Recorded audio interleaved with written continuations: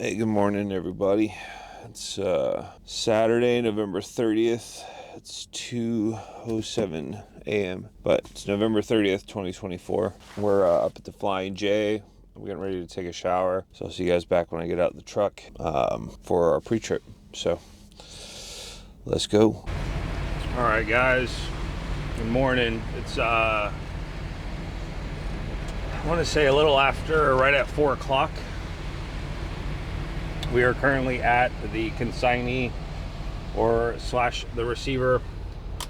I didn't record much after getting out of the shower this morning, actually anything. I think I just did like my wake up and then I took a shower, got some fuel, but I was actually running a little bit like behind schedule. I knew this place wasn't but like 10 minutes up the road from where I was at. However, I got here probably like a little before 3:30, so like 3:27, 3:28, and then you got to walk to the guard shack. The guard shack will send you further into the facility to walk in there to go check in, and then they assign you the door. Then you got to walk back outside of the facility to get to the truck. So I didn't record anything. I did just back in. They have you back in, open the doors, remove the lock, seal, take out the load lock, and then slide back into the door, then disconnect from the trailer.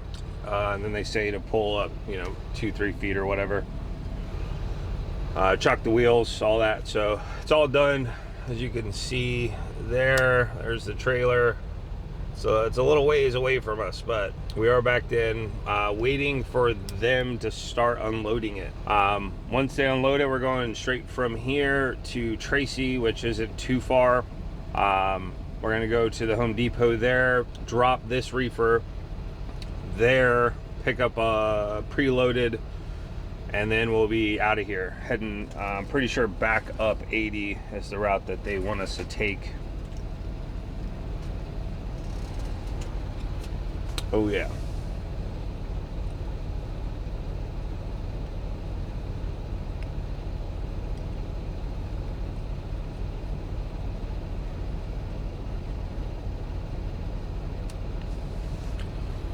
So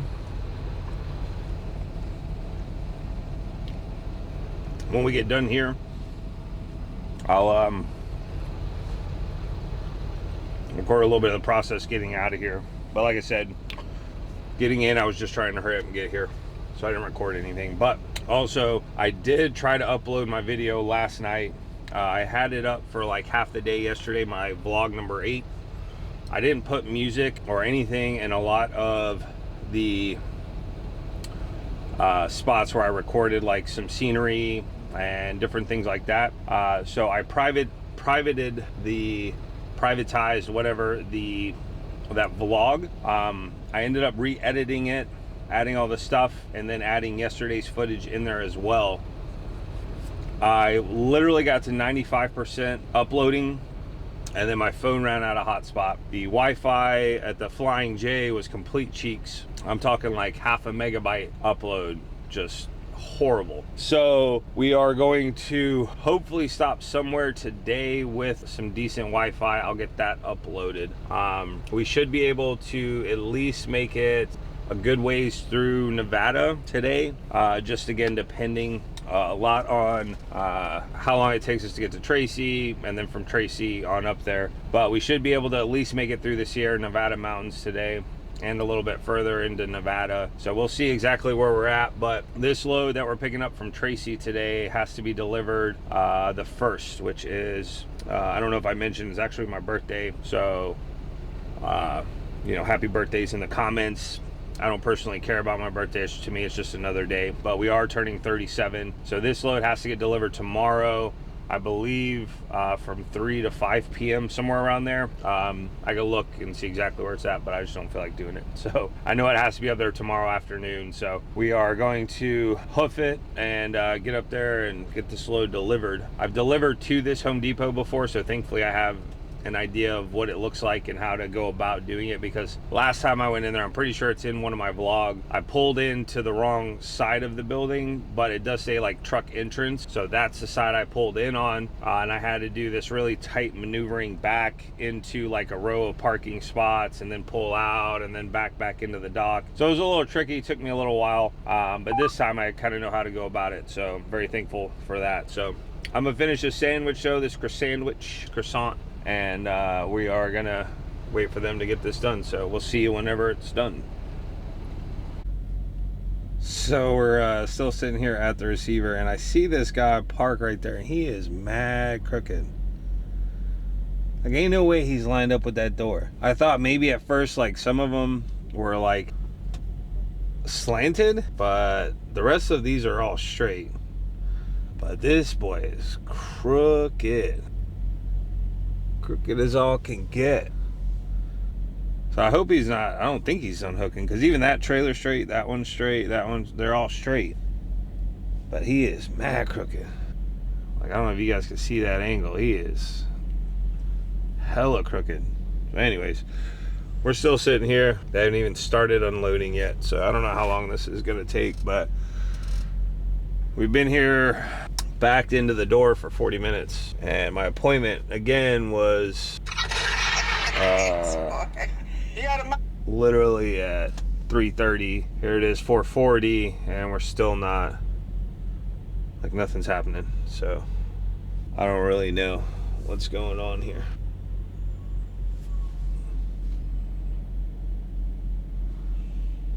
So now we are just gonna wait. I might take a nap, kill some time, but yeah, we'll see. We'll see what happens here. So we'll keep you posted. All right, guys, it is 5:13. I did pop my head back there. We still have a green light, like they haven't even started loading, because it hasn't even gone red at all. But I popped my head back there, and I could see that the door was open, and they have the ramp in there. So I saw the trailer. I thought I heard some noise back there, and I looked back, and the trailer was shaking a little bit. So they are in the process of unloading me. I don't know how far along they are. I still have the lock on. Yeah, the trailer's actually moving right now. I don't know if you guys can even see that, but it was just moving.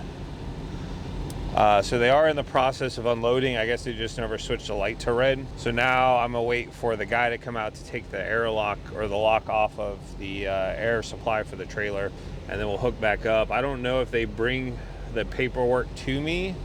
I don't know the process of checking out here at all. Again, have never been here before, so I don't know what to really expect. But I'm gonna wait for him to come out, take the lock off, and then we'll see what's up. There is a lumper service here, which, by the way, I think that's just kind of, I don't know. I don't personally get the whole lumpers. I think that's kind of dumb, but again, I don't know the backstory behind it or any of that stuff. So there might be like a logical explanation for it, to be fair. I don't know what it is, but I think it's kind of dumb that we have to pay somebody to unload it. Like, it should be a company thing, like the company, not us, because like at May, I don't have to pay it. May is the one that pays it. But the fact that they have to pay like a lumper fee is just kind of dumb. Like, the company that we're taking it to should be the one to unload it, right? Like, I don't know. But again, I don't know how that whole thing works, or the backstory, or any of the context on why lumpers or whatever. I don't understand it myself. So if any of you guys do know, please let me know in the comments below. I'm just genuinely curious about it, but I think the whole thing is dumb, to be fair. So yeah, as soon as we get done, as soon as I see the guy come out and take the lock off, I'll see what we do and see if he hands me the paperwork or whatever, and whatever we do from there. So we're roughly, I don't think we're too far from the next load. We're about 18 miles, 24 minutes. So as soon as we're done here, we're heading over there. That one's a pretty quick process, as far as we just back in, drop this one off wherever they assign it. We go into the office, we grab the paperwork for the next load. That one will have the spot where we pick up the trailer. We'll hook up to it, do our pre-trip on it, and then we're out of there. Do our live loaded, call all that stuff and the macros and whatnot, and we'll be good. We'll be able to hit the road. So I'm hoping to avoid some of the traffic, just because I know in particular going through Sacramento, 80 going up towards 5 can be a bit of a mess when you're going up I-5 north and through Sacramento past like the downtown area, and then because you'll go up there a little ways past that, but usually I-5 north through like downtown Sacramento area is a bit of a mess.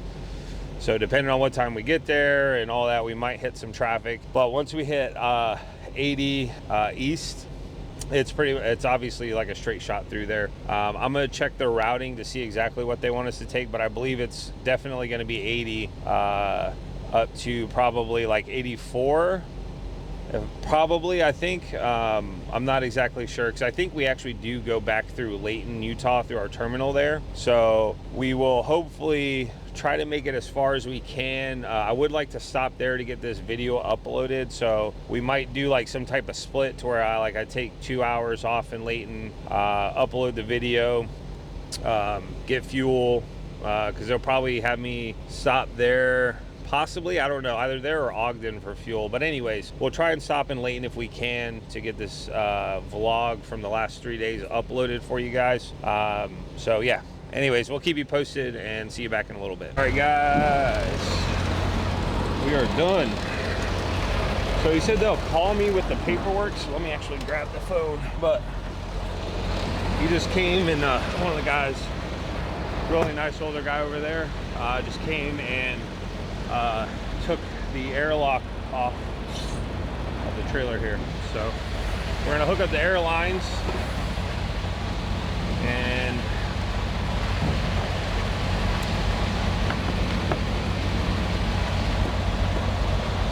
he said they'll call with the paperwork, so get this ready. We're gonna have to walk back over to the door, which isn't it's like right over there. It's a little ways down, but make sure that's in there. Kingpin looks secure. All right, let me actually grab my gloves.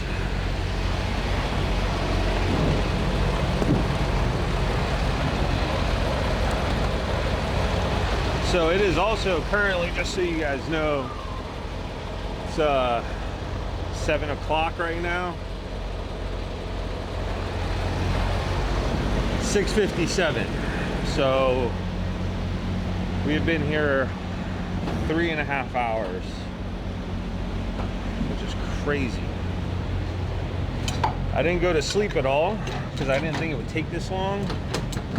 But now part of me is definitely thinking I should have gone to sleep. Oh shit. I just whacked my camera, hold on.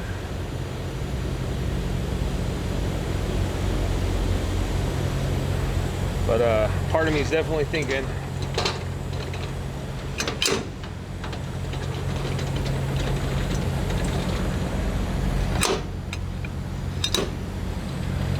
we should have gone to sleep for a couple hours, but it is what it is. So now we're just hooking back up. Trying to make sure the door's closed, and then we'll pull up.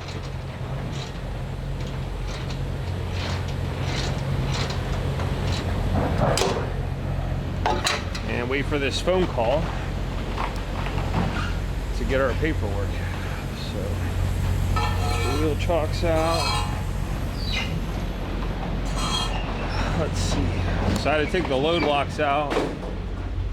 And it looks like the ramp's down. All right.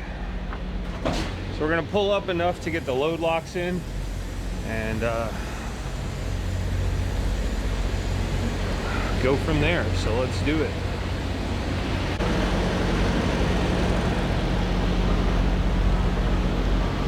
All right. So the Home Depot we're going to, they typically have their own load locks, but the thing is, I don't have room for these on my load locks, or like on my trailer. Why do they leave trash in here? Just like take the shit out. Take the stuff out. It's y'all's stuff. I don't want it. So grab that other one. But yeah, I don't have room for the load locks on my truck. And I don't want to just like set them in the trailer, even though I might. I just don't have room for them in my trailer. I mean, maybe I could set them on the top bunk.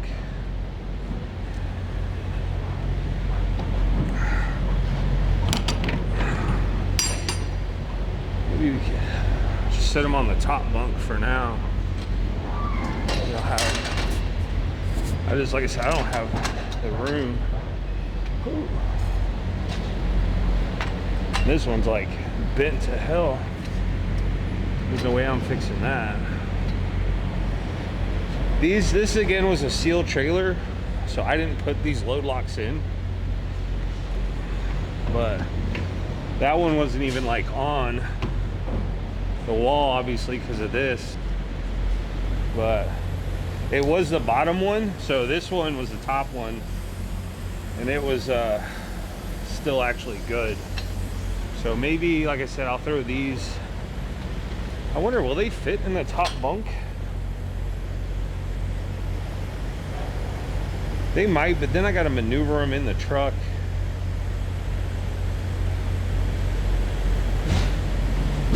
Yeah, we'll just leave them back here. So I have to, like I said, Home Depot seals their own trailers. I don't know, because I don't want to like leave them in the trailer. Maybe they'll end up using them, I don't know. Also, something this morning that was weird was I had, I think it's further up, somebody had put like one of these wire seals, the cable seals, on my trailer. It had the original seal on there, but then it also had cable seal on my trailer this morning. I thought that was weird. I was like, who the heck would do that? And like, what's the point of that? Like, why, you know? Like, I just thought that was really stupid. So I'm curious who did it, why, I don't know. But like I said, now we just gotta wait for the phone call, which hopefully shouldn't take but a couple minutes. You know, not too much longer at this point, right? We've been waiting this long, so. What's another 10 minutes? But we've kind of done a sleeper, a split kind of sleeper at this point. So we have a little bit of drive time, or like on our clock, as you see, it was down to like 11 hours and then it bumped up to 13 essentially for our 14. So we have a little bit of time. It's kind of got us in sleeper by default now because we've been in the sleeper for a couple hours, right? So we're gonna send in my paperwork for my empty call, and that way we can just get out of here once we get the paperwork. So we'll see you guys whenever we get to the Home Depot in Tracy. So see you back in a little bit. All right, we just finished up getting the paperwork. We submitted everything to TransFlow. I'm currently waiting for the confirmation for that, and this is all done. All right, so now my miles will update and we can head to Tracy to go to this Home Depot to get this next load. So let's get it. We are here at the shipper looking for 910, which is going to be a little further down. They just inspected the trailer. I slid my tandems back for them. I got to open, I think, the other door. We need both doors open. So that's 852.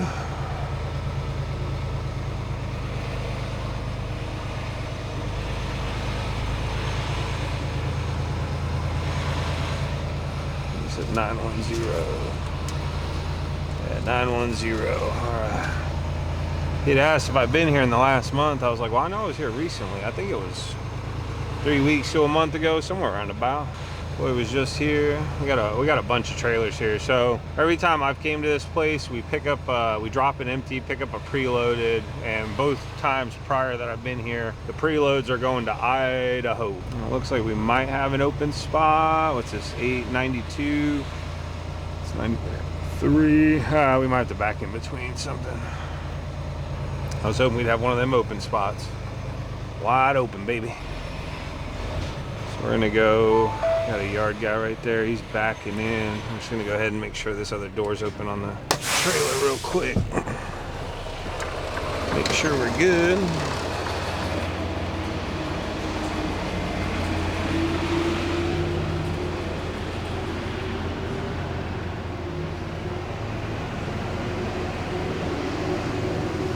These things be getting messed up, man.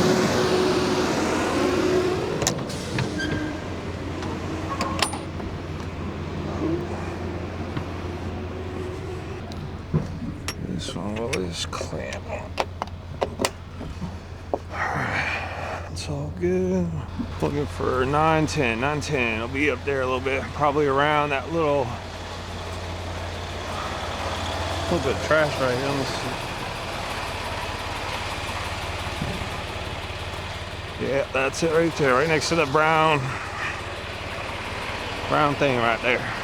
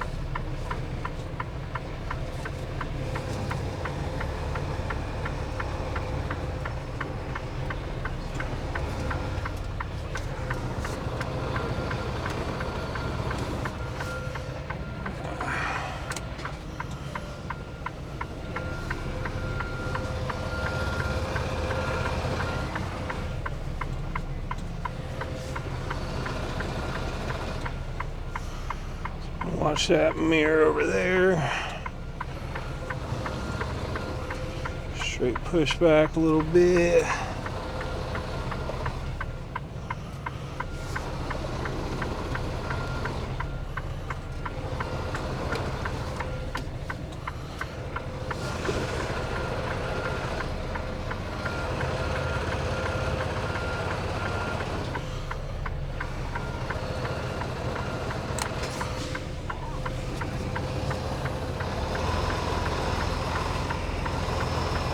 I could just pull through there, but I'm not trying to do all that. I'm trying to make it get better at my back in here. One way to do that, and that's to practice. Watch the tandems. So that's what you're driving, is some tandems. Straight push. A little bit. Push a little bit more. We should be able to start following her up.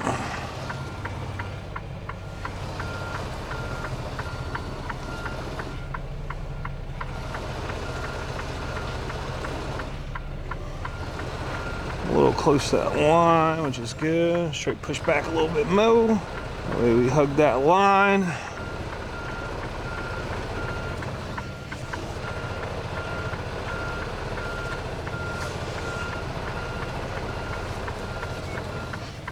All right, we're gonna pull up, take a little bit of that command out. There we go.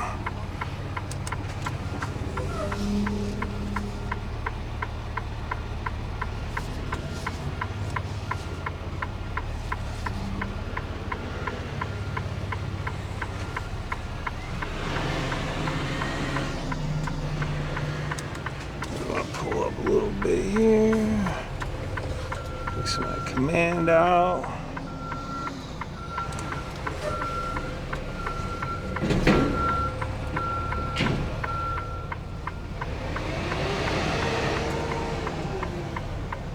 This one was perfect.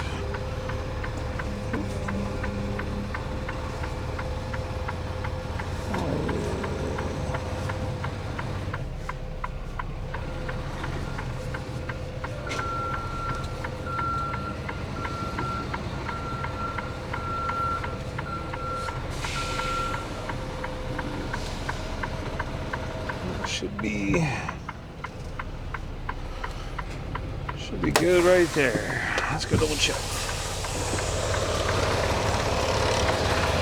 A couple pull-ups, but and I had an old head tell me almost perfect. We're probably a little bit, just a touch over like front to the right, but not too bad. I mean, pretty good. Slide back just a little bit. Actually, I should be okay. All right, go ahead and drop this puppy.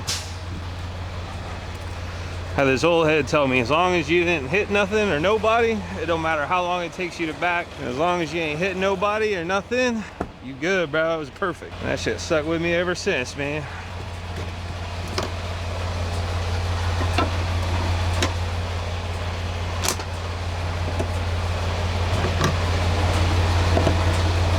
Stuck with me ever since, bruh.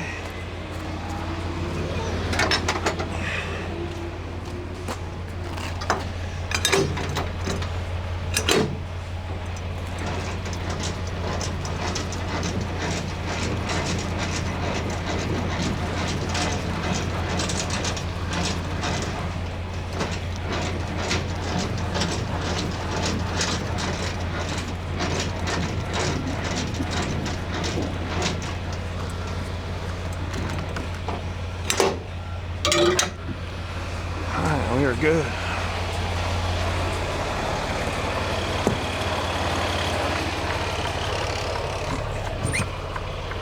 There goes our trailer. All right, we're looking for spot 883 now. These are 9s.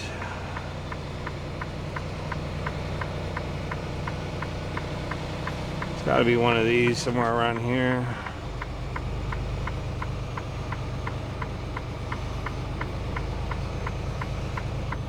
4883. Sit right there. All right. I gotta see what routing they want me to take here. Wait, is that 883? Yeah.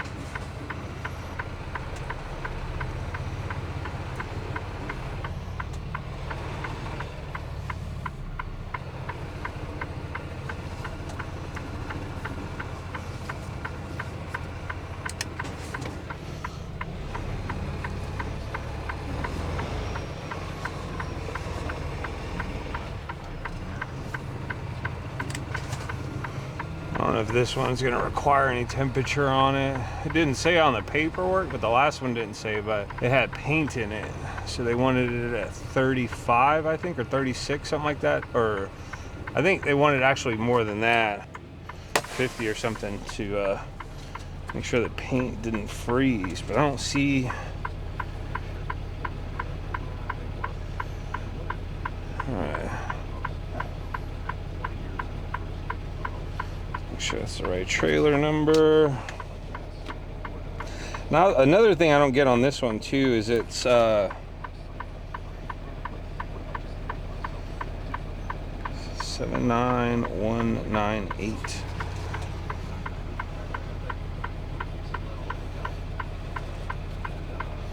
But it says Swift on here. I don't want to show too much, but it says carrier is Swift Transportation, which I find really weird. That is the right address. Doesn't say on here. We got some type of hazard materials, but nothing real. 18 pounds, so we don't need a placard. All right, let me go verify this info real quick. Chat gamers, we're streaming on Twitch, by the way.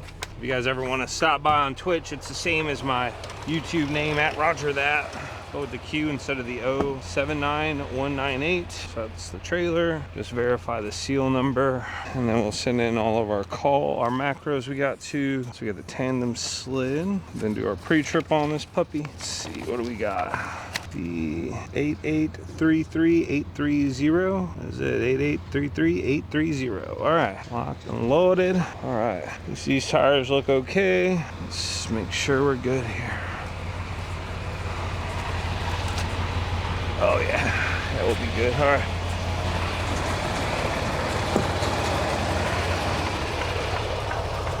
Let's get up under this puppy.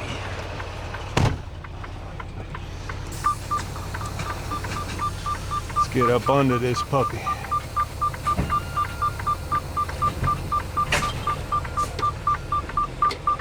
tug test. All right, we're not going anywhere. All right, gamers, we'll be right back. Ooh, I'm back. Forgot the gloves.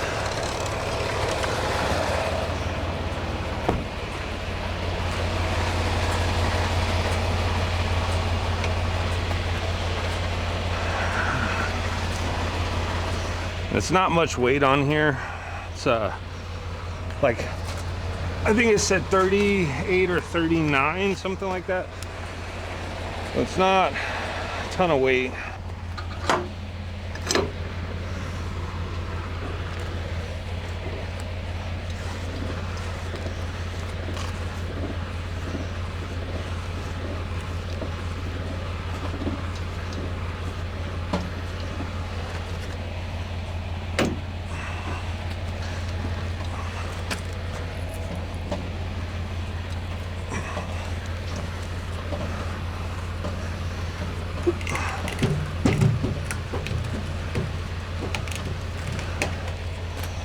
And there we go.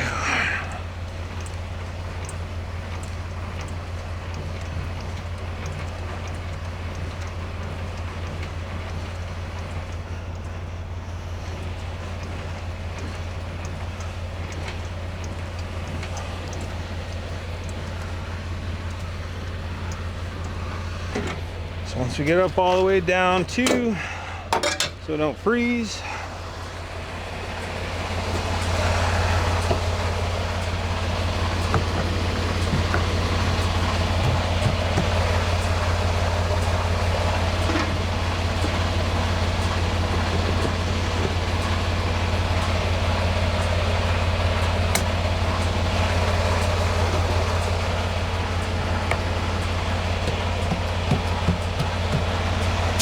Those are good.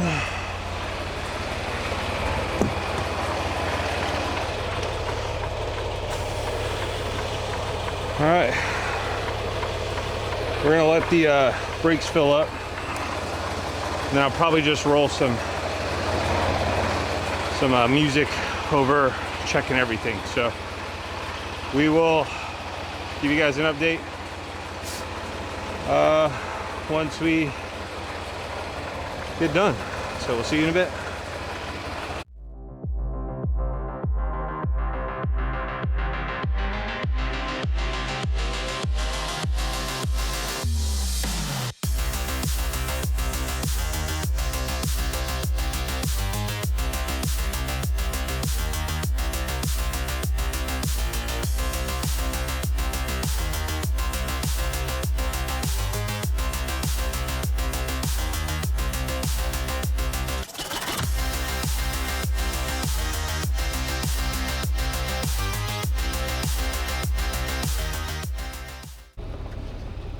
All right, gamers, we'll be right back.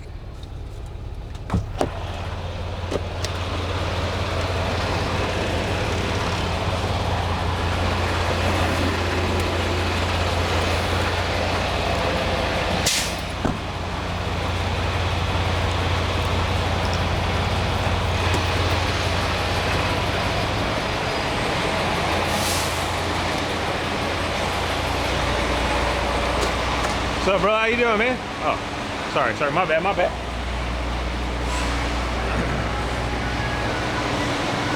at that big old bus. That was a big ass bus. What is that, like a tour bus? That's crazy.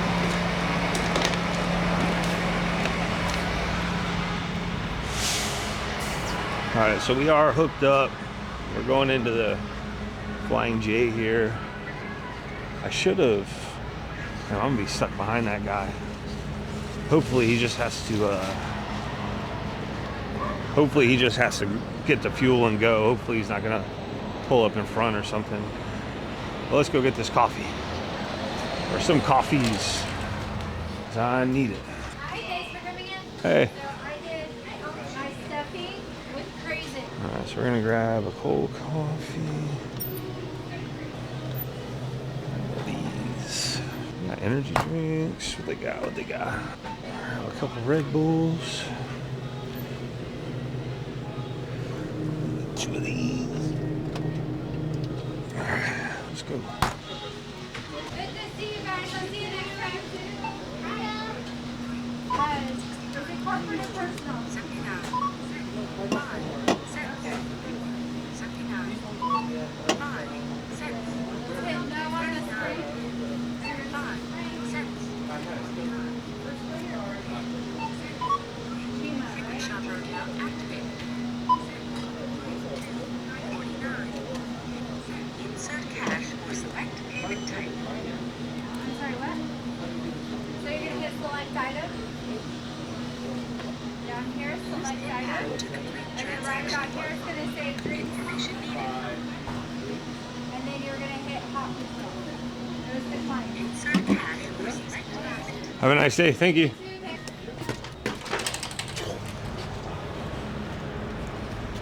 All right. This place fills up quick, man.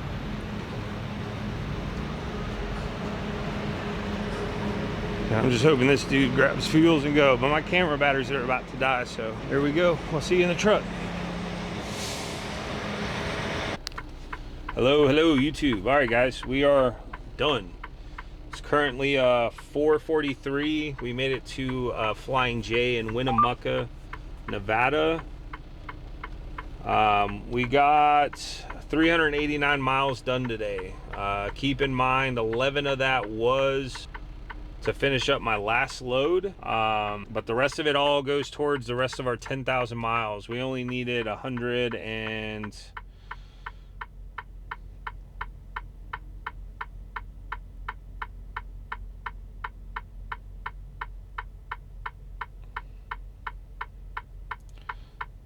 sorry, I'm looking at the next load.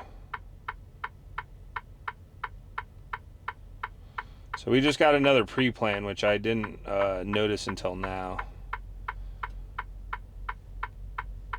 But we needed 191 miles to finish our 10,000 miles, which is huge. So we got that. Again, we drove 300 and, I don't know, 80 something today. So we're good. We got our 10,000 miles this month. But it looks like we got a pre-plan that I got to respond to. Looks like I'm picking up tomorrow, or no, the 2nd at 3 in the morning. And in Twin Falls, Idaho, which isn't too far from where we're going. It's frozen food. Has to be set to -1. Looks like it's going to, oh, no joke, West Sacramento. Oh, very cool. Hey, there's another May driver right there. You see him? You see us? We out here. We out here, bro. But anyways, yeah, so we'll be going back to Cali. We're picking up on the 2nd. It's got to be delivered on the 3rd at 10 a.m. So we'll be going back through 80. Man, I can't stay off 80 right now, bro. It's crazy. Can't stay off 80, man. But anyways, let's get this post trip done, and then I'm gonna get some food and get some sleep. So let's go.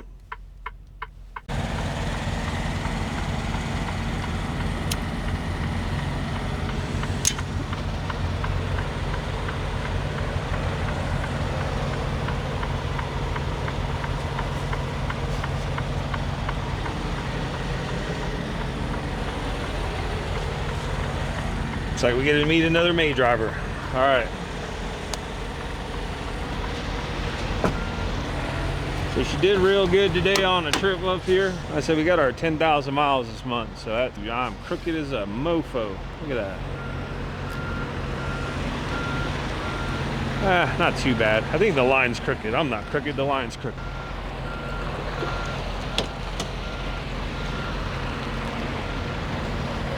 What's happening? Yeah, another May driver, baby. Sheesh. All right, let's check this thing out. Make sure we good. Tire looks good. Can't really see in there. Well, you guys can't. I can. Everything looks good here. Belts seem good. Everything seems okay.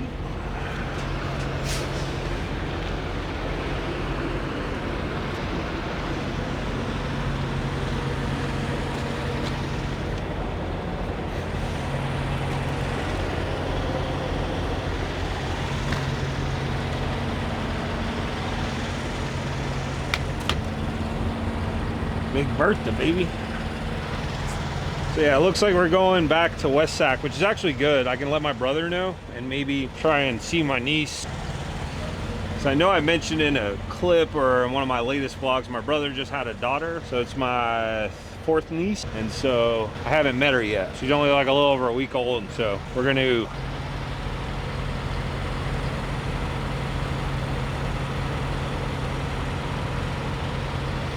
hopefully again meet up with him.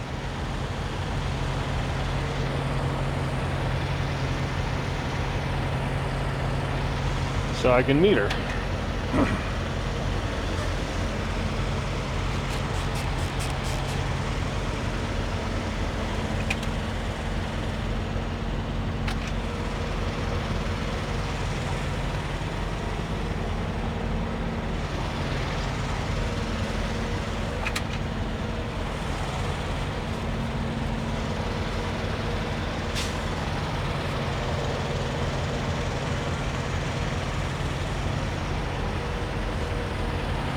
All right, everything looks good.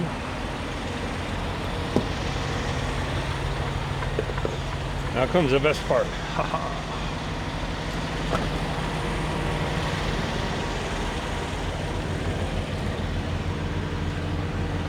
Caps on, caps on.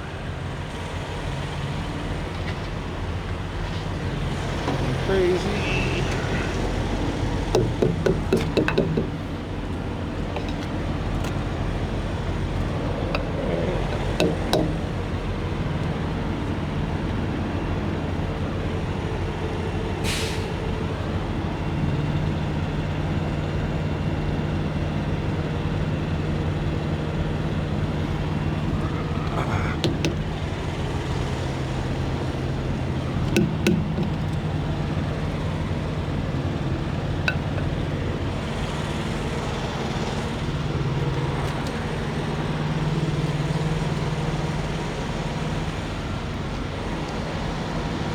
Look at that.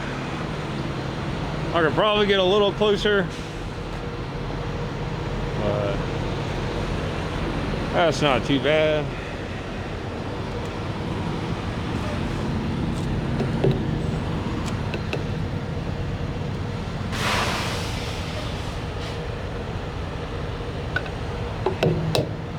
Not too bad.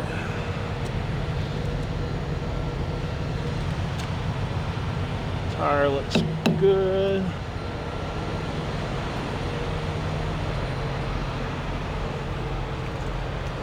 Lights, license plate light. And lights, lock still on. Light.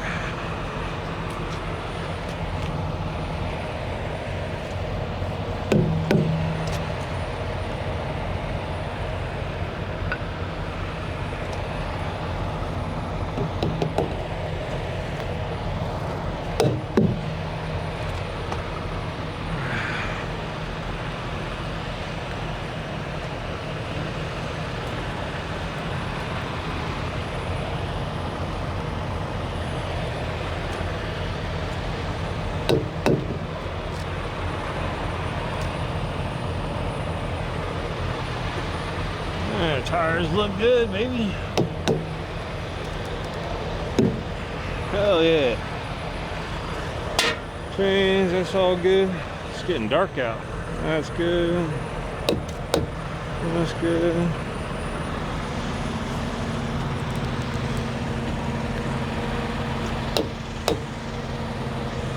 All right. That's it. We're chilling.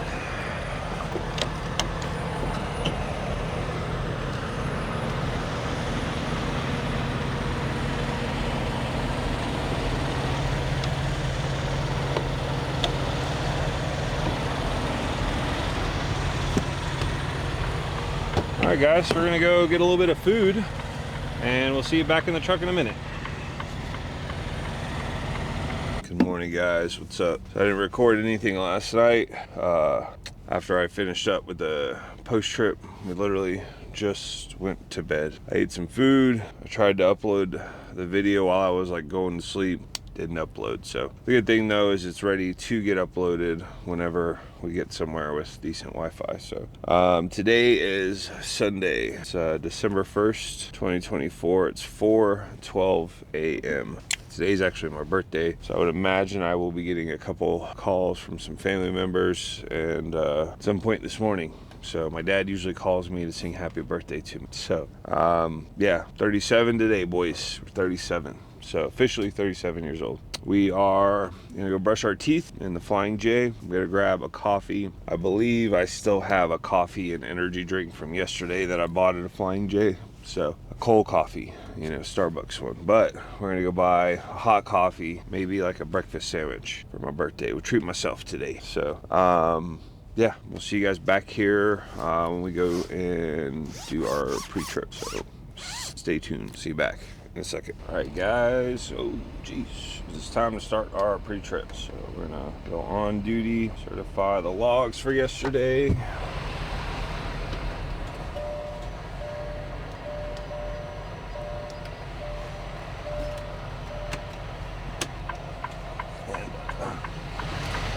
We'll do this. Glad I got here when I did. Parking lot filled up really quick. But I woke up to some nice looking Peterbilts across the way from me. Yes, sir. There's another one, I think. What was it? That one over there. I think that's a Penworth, maybe. That might be a Pete. But yeah, we're gonna get this pre-trip done and knock out the last 8 hours or so of this trip.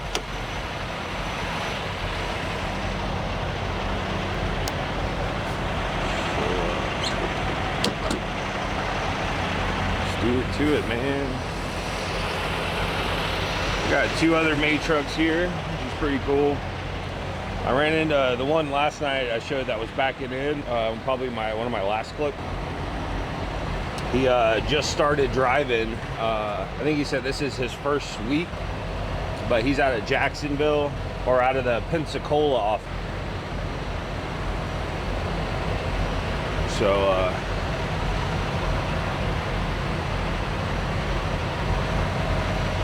we got windshield washer fluid. All right, I haven't used too much of that. But yeah, he's out of the Pensacola office, and we were talking about the pay situation. You know, he's got a friend, I guess, that works for May, and that's who actually referred him to May. His friend is the reason he ended up coming here instead of going somewhere else, he said. But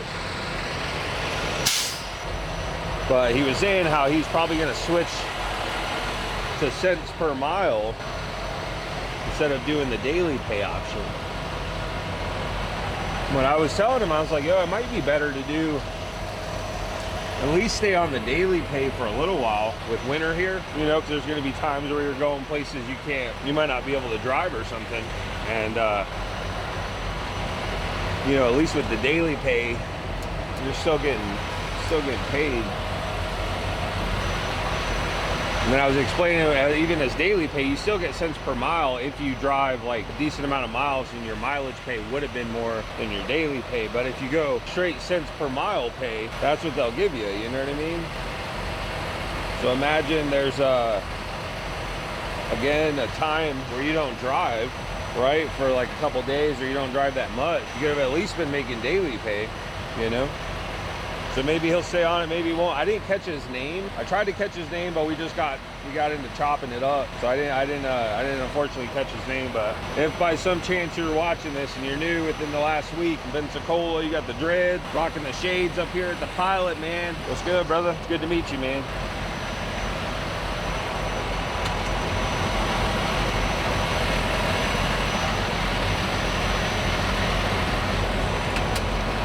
I noticed my videos have been reaching quite a few people, which has been really cool. You know, I think a lot of my videos, some are new made drivers, and then there's others that are with other companies, you know? So it's been awesome to meet you guys. I mean, not in person, but even through YouTube, you know? It's been really cool. Aha. Now is the best part of the job. Right, so everything's still good. Fuel cap over there. Everything looks okay.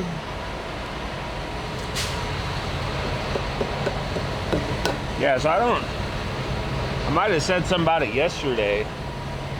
I had a random seal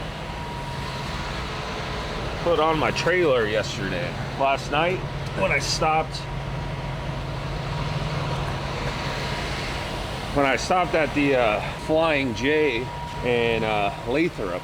And it was weird, I was doing my pre-trip on the truck, which I don't think I recorded any of that. I don't think I did. I don't think I recorded a pre-trip yesterday morning or a post-trip the night before last.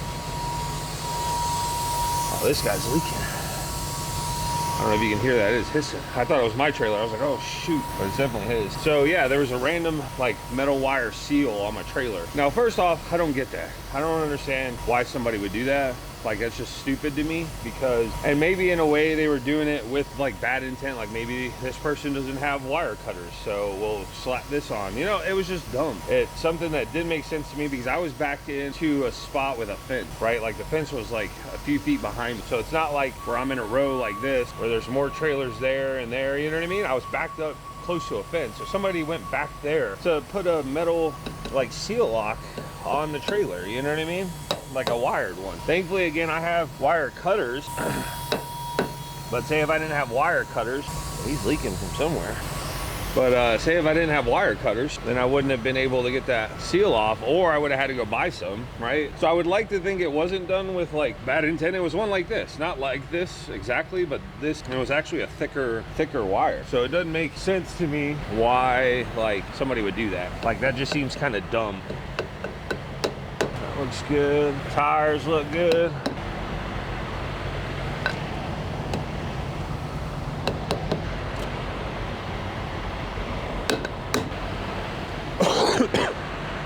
But some people are weird, and I don't know, maybe they thought that was funny, or maybe they were trying, they could have very well been trying to help as well, right? They could have been like, oh, this is a plastic seal that I had on there, somebody could break this off, so let's put a metal one on to help the guy out, you know? Like, it very well could have been not something like done with bad intentions, right? It very well could be. So it could have been either way, but but again, if it was done with like good intentions, I mean,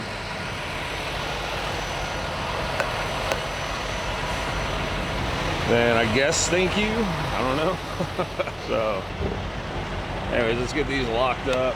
This place filled up quick last night, man. I mean, like I said, I got here at 4:30. I was in bed by like, I don't know, 5, probably about 5:30. Knocked out, bro.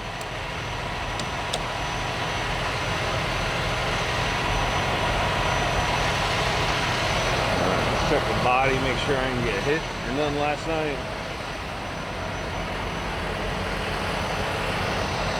Everything looks good. I don't see any body damage.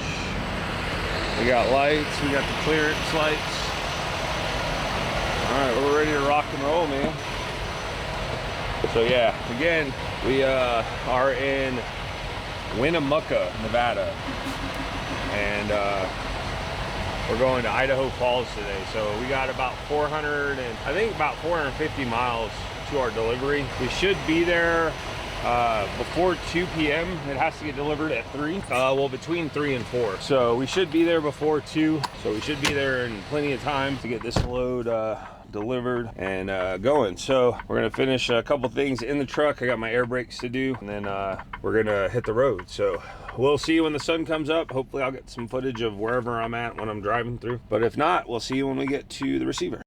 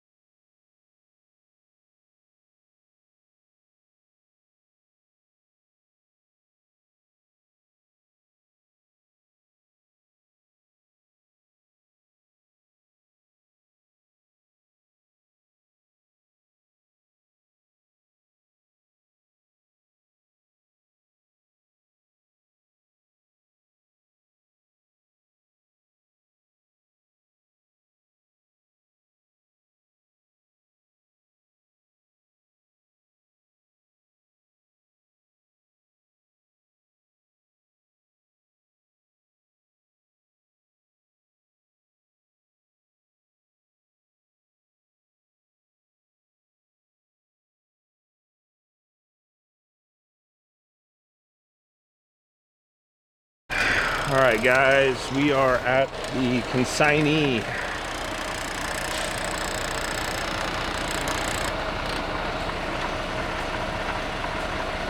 It's currently 2:24, so we made it right about the time we were supposed to, or should have. So this facility we have to unhook from the trailer here. So this facility we got to unhook from the trailer here in the little behind the store, and then we got to hook up to the empty, pull that forward. So we're here in like the little behind the store. So we got to unhook from the loaded one, pull up, hook to the empty one in the loading dock, pull that out, unhook from that one, then back up, hook to this one, then back that one into the loading dock, unhook from it, hook back to the empty, and then we're out of here. So it sounds like a lot because it is a lot. It's a lot of extra work, but yeah. So anyways, here we go. I'll get these put up, even though I probably don't need to put them here because I'm about to pull them right back off to hook up to this empty, but it is what it is. That's done.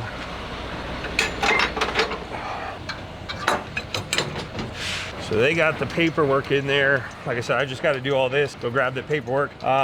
He mentioned, I asked him where Twin Falls was because that's where our next load I pick up at in the morning at 3 a.m. So it says it's about 3 hours. So we're going to have to see what time we finish up here. And then if we can stop here, we'll stop here. As long as I can make it there by 3 a.m., we should be okay. So again, we'll have to see time-wise, because right now it's about 2 o'clock, 2:30. So chances are I'm gonna have to drive most of the way there, stop somewhere, and then finish up the drive. Because I have 3 hours left on my drive, so, or my 11-hour clock. Well, let's get this. We're in drive.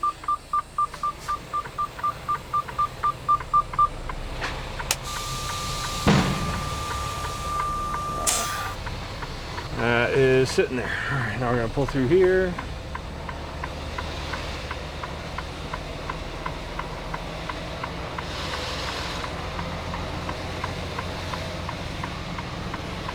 So this is where I pulled in last time on this side, and you guys can actually see it in one of my vlogs. I don't remember which one, but I had to do this maneuver where I pulled here, backed into that little spot right there to maneuver to get out of here because I couldn't back on this street because there was a lot of traffic. And there is the M tower picking up.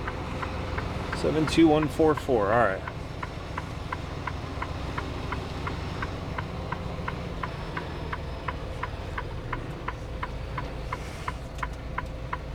So that's the road that I came in on last time, and I was like trying to figure out how to maneuver in here. So thankfully when I saw this on the where we were going, I was like, oh man, I know how to do it easier this time, or I can save myself some time. We got the kingpin lock off. Now we're just backing up to it.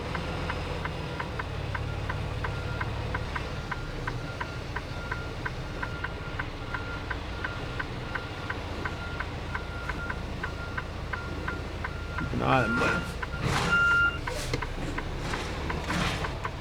I think my mud flap on the other side.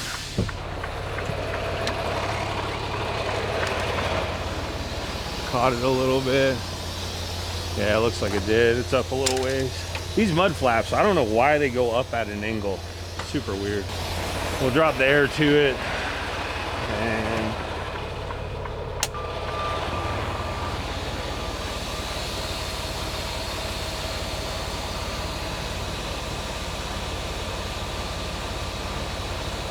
there we go. Make sure we get under it nice and easy, baby. That should have been just enough.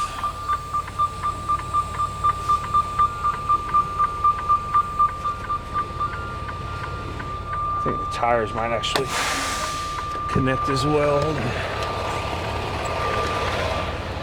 Yeah, we'll have to raise it up. All right.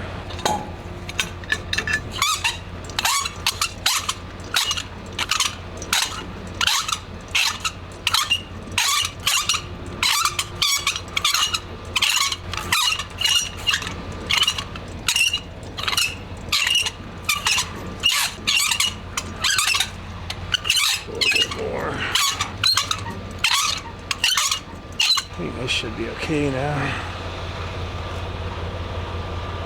No. Okay, go a little bit more.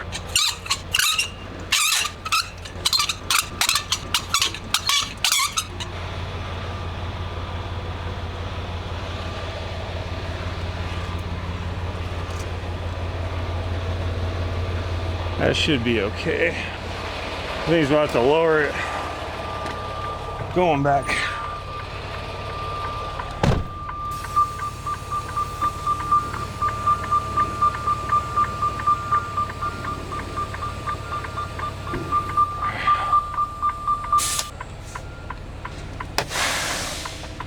Let's go see.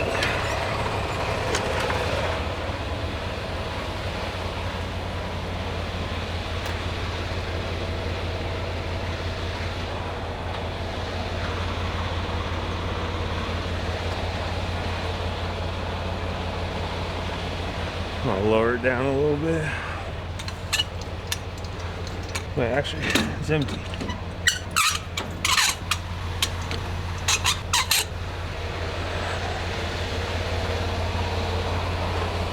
Should be good.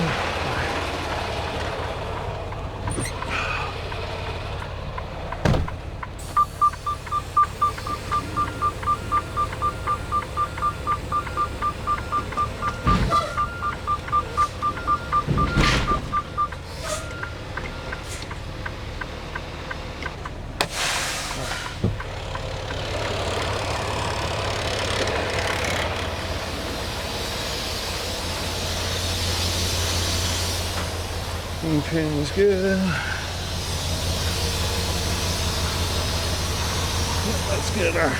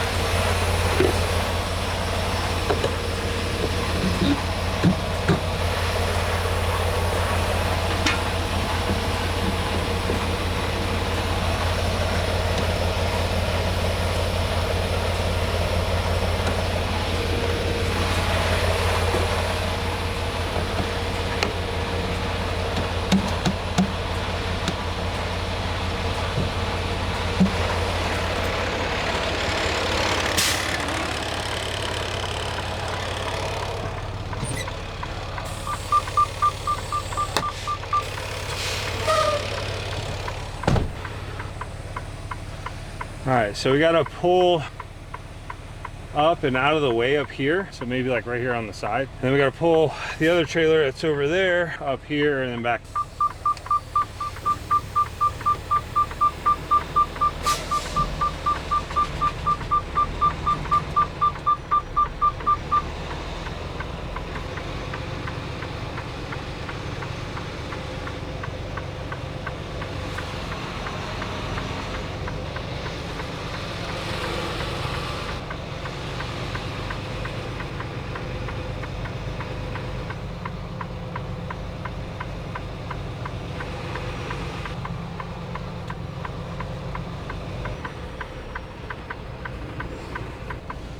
I ain't gonna be able to squeeze out of here and get back in there.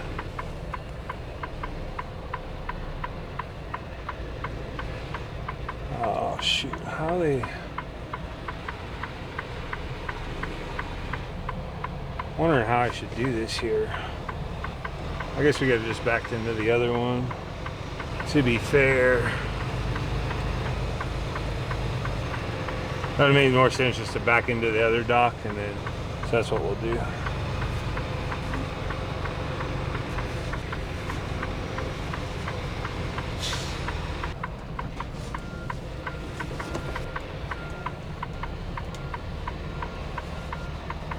Just watching that mirror.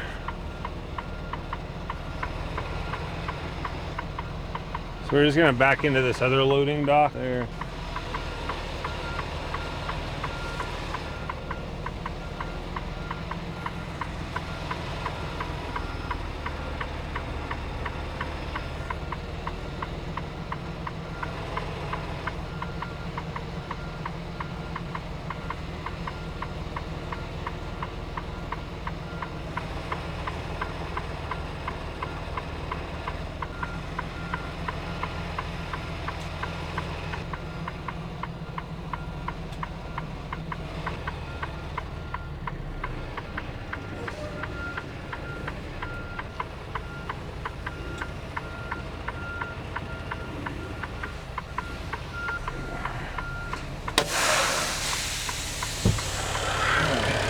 obvious. It's crooked, but it's alright. We don't need it to be straight.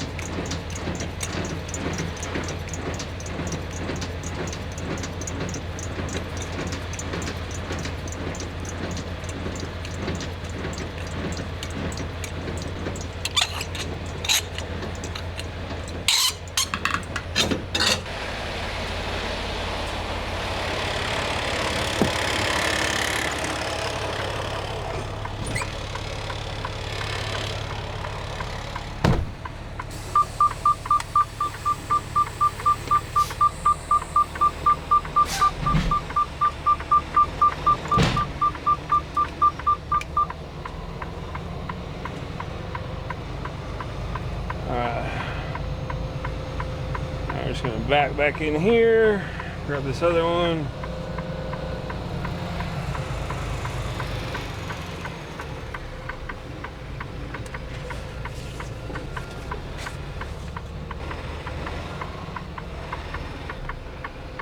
And of course some jackass is coming. Come on, man. I don't know why you going behind the store.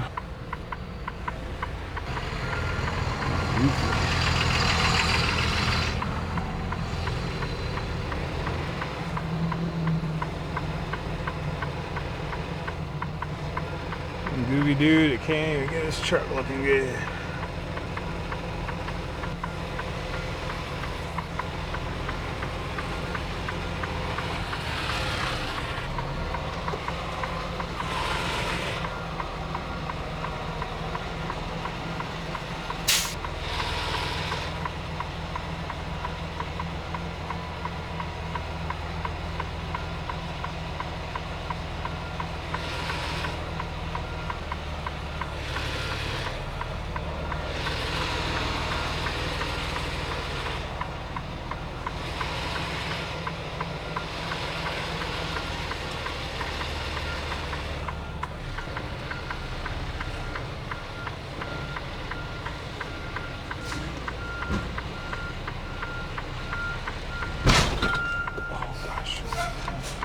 Tug test.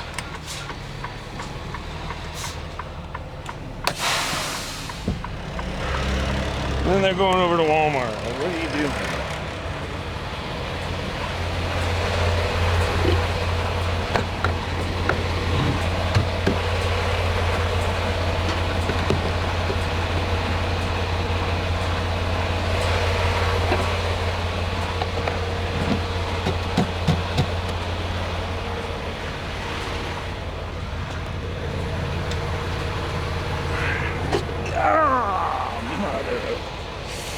Oh, you gotta watch out for these. Oh, that freaking hurt. I scratched the hell out of my back just now.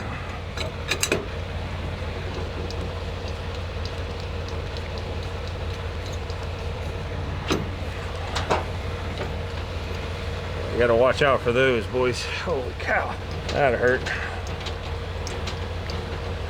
Definitely gonna be bleeding from that one.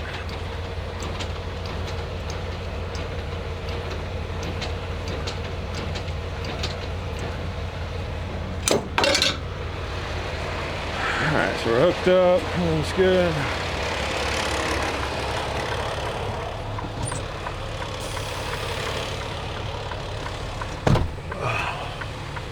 Oh yeah, that's tender on the back, right? Probably right on the money.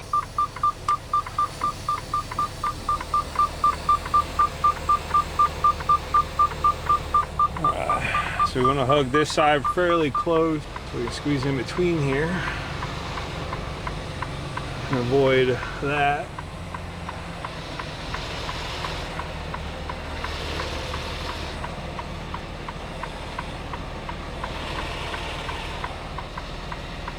Good on that side.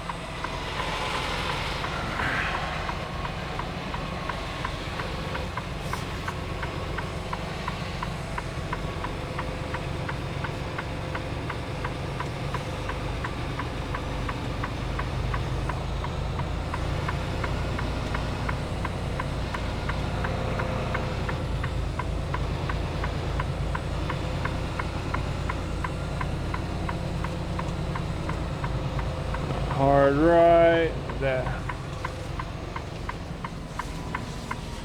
Straighten this puppy out. We're pretty much, as you can see, we're good to go.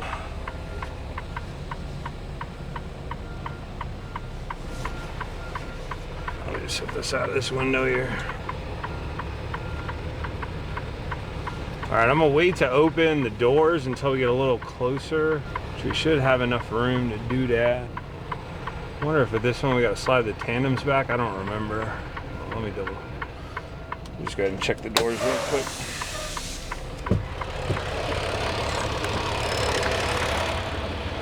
Tandems are slid all the way back on that one. Okay, we'll go ahead and do that real quick.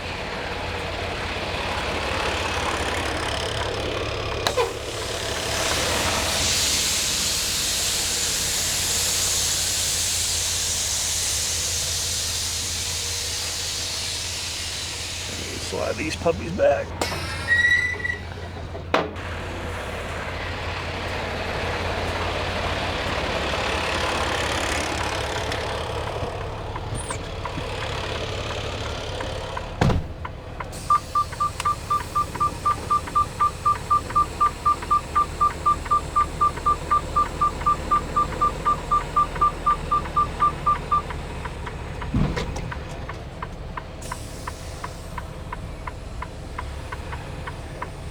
So yeah, last time I came through here and I had to back into there. So I pulled up kind of where we're at, went this way, then came backed into there, and then pulled out that way and then backed in. Again, that's why I know this time to do.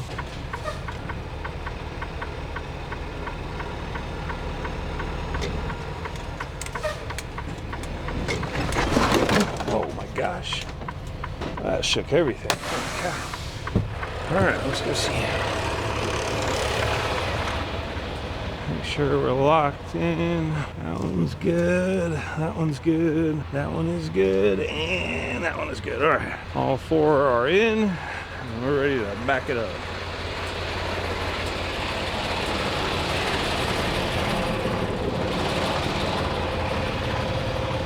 Oh, I should have opened the doors.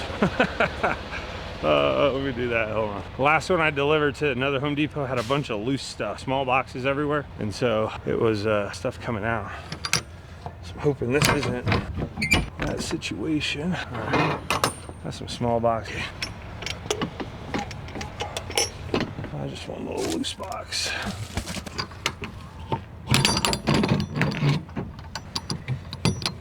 So I might have mentioned it in a clip earlier. They use their own like load locks or just the wood. And they end up tearing up the trailer. I don't know if that was them, but anyways, it's all good. All right, good to back it up. He wants it bumper to bumper. So they usually, last time I came here, they wanted it like perfectly square in the loading dock. So let's see if we can get that first try.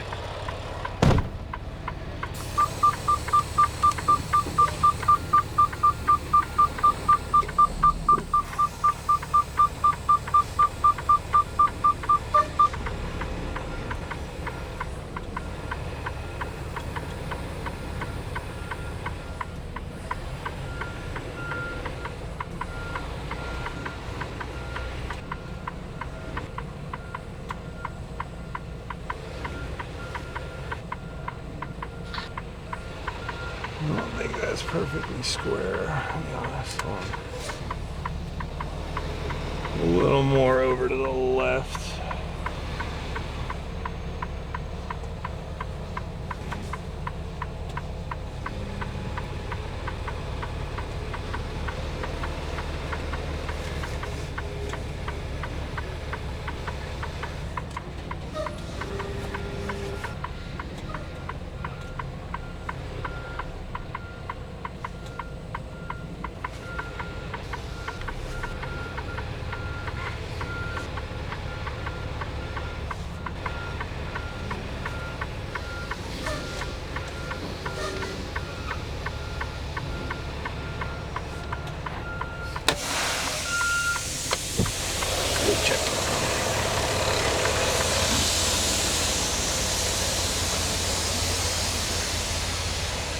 How's that look? Yeah? All right, cool. All right, you did a good job. So I guess we're done. All right.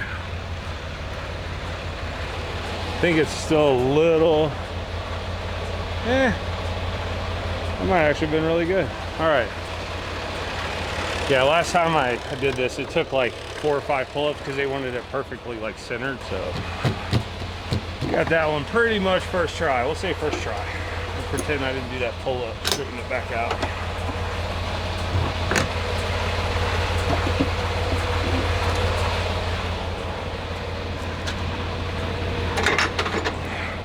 Beat that up.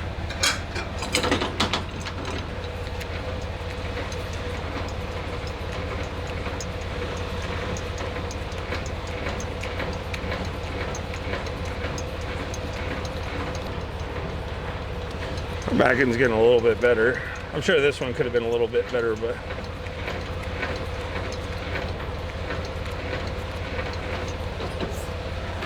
one and two turns extra. All right, unhooked.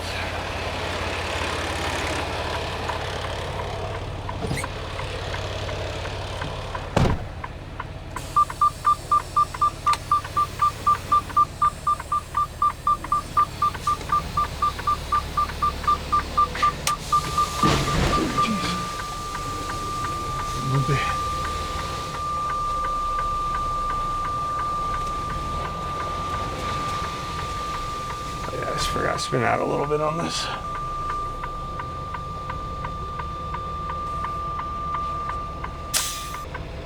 Bit of a sharp angle.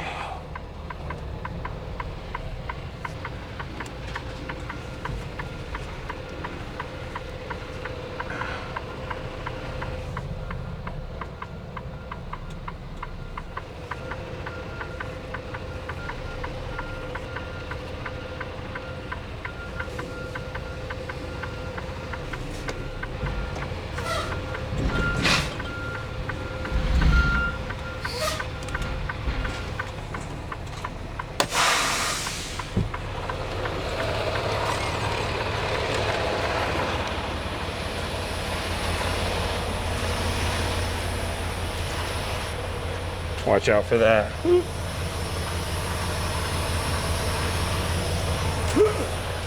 I'm dipping low now just because that got me one time, and one time too many.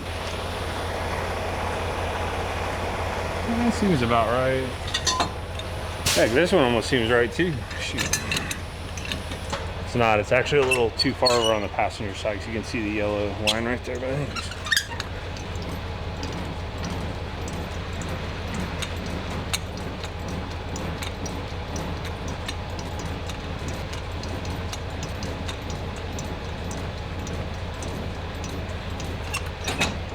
One and two.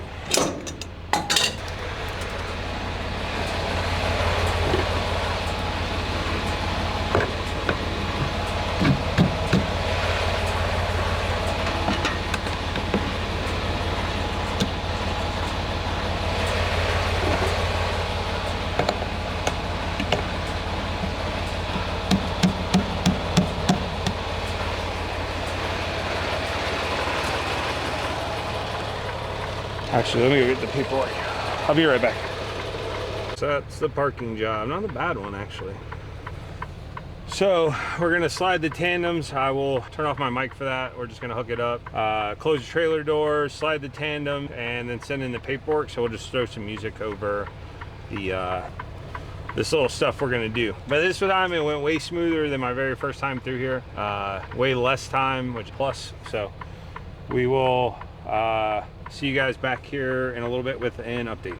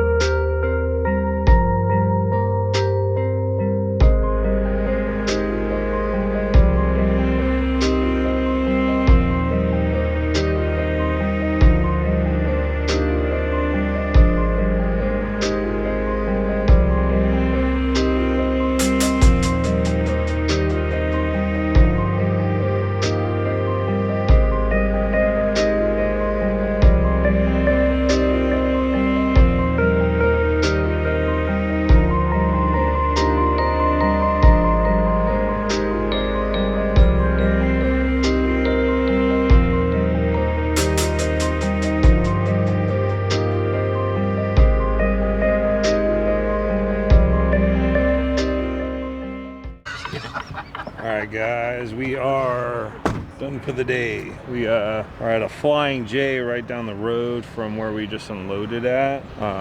We are gonna do our post trip, and then I'm gonna clean out the reefer, because I have to get the reefer to -1. So we're gonna get it cleaned out tonight. I have a broom, but we'll also clean up the mess that we make behind the truck too. So we'll sweep it all up throw it in a trash bag, just because I don't want to leave a mess somewhere, you know. I should probably straighten up the truck. I'm a little crooked. I'm hecka far to this side. I mean, we're in the lines, but I am definitely more to one side than the other. Yeah, we'll probably straighten it up. Let's get this pre-trip done though, and then we'll go from there. I've stayed at this truck stop before. Actually, this was the truck stop I got the broom at probably a little over a month ago.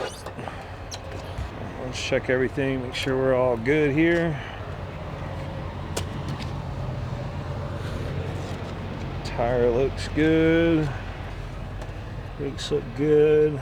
All the lines look good. Suspension good. Belts are okay. It's a little cold out today, so we're also gonna have to do a split tonight, because we are about 2.5 hours away from the shipper that we're picking up in the morning, and we have to be there at 3 in the morning. So we're gonna do a split tonight. We'll do a 7-3, and then yeah, so we'll rest for 7, get up, head there, get there a little bit early. I think we might be able to do an 8-2, but I think the 8-2 might push it just in case if something happens, you know. I'd rather get there a little bit early than a little bit late. So yeah, we'll probably just do the 7-3 and then call it for the get there early, and get the load taken care of. I'm listening to the Joe Rogan podcast with the Theo Von.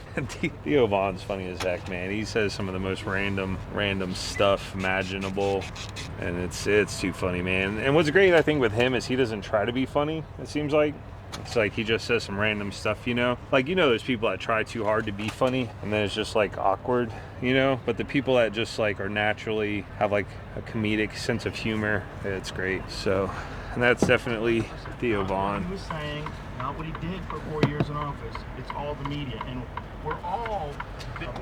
Alright, so let's check everything. Frame looks good. Body looks good. It's on. We got the load locks. There's the broom that we're going to use to sweep the trailer out. Everything looks okay. Again, we got to set the reefer to -1, so we'll probably start that tonight when we wake up. Because again, we'll get there early, and so we will probably just start that when we wake up. So it'll give us about 3 hours to get everything, get it to temp, you know. So I checked the tires when I just did my I hooked up to it, but we're still gonna check them again to make sure everything looks good on them. But they look like they're in good shape, so that's a plus. Yeah, see, we're a little close to this side and not so close to this side, so we might readjust or just leave it. I don't know. Everything looks cool. Which, by the way, if you guys want to consider, if you guys are new looking for a company to come work for, I'll put my referral code down in the video description or something. Man, be sure to use my referral code. Whatever kickback I get, I always split it 50-50. I like to document all the stuff on the trailer, so they can't say I did it. It was already there, baby. Already there. Good to go. Oh, we got those there. Body looks good, no damage. Did notice my stuff starts peeling, especially the one on the roof up there is peeling like crazy. But that one's done. This lights all look good as well. So yeah, like I said, whatever kickback I get, I will split it 50-50 with you. Just let me know somehow, and we'll Cash App or Venmo it to you, or PayPal, whatever works. I don't know how much I would get, but you know, hey man, if we could both eat, let's do it. You know what I mean? So, anyways, let's get this broom and get this trailer cleaned out.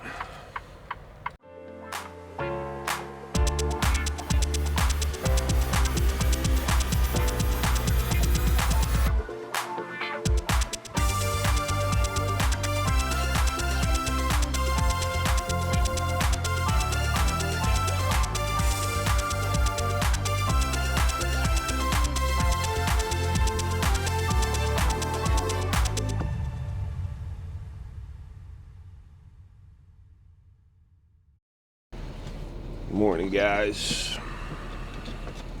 It's currently still December 1st, 2024. It's 11:04. We got a little bit of time. We are doing a split, but it's about to be up.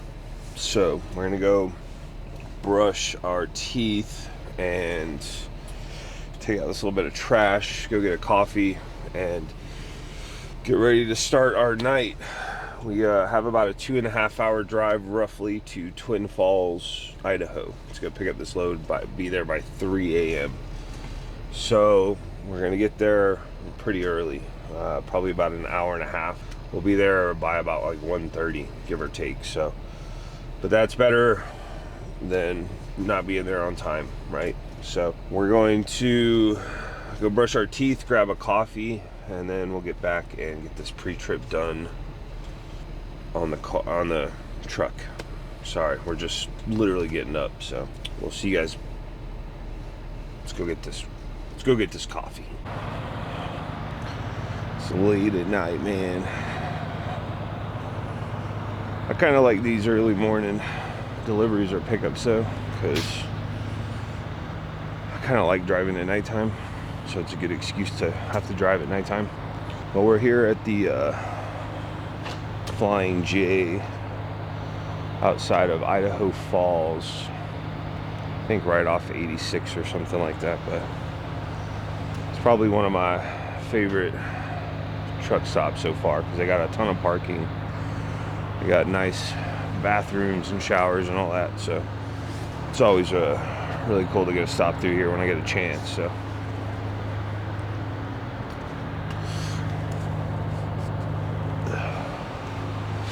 also, I was watching a clip from Bonehead Truckers last night.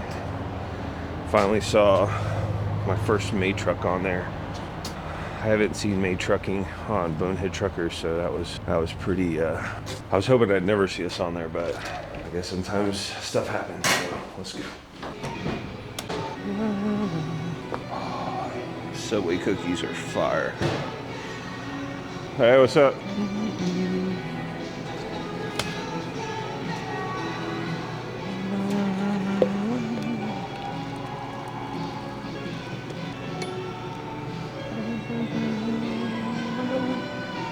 How's your night going? It's Sunday night into Monday morning, so. That's fair. That's fair. It's very true. It's very true.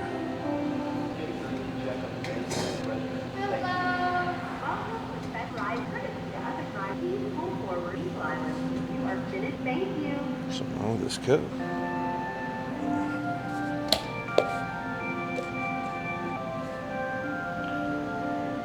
It's kind of like rocking. Roll with it.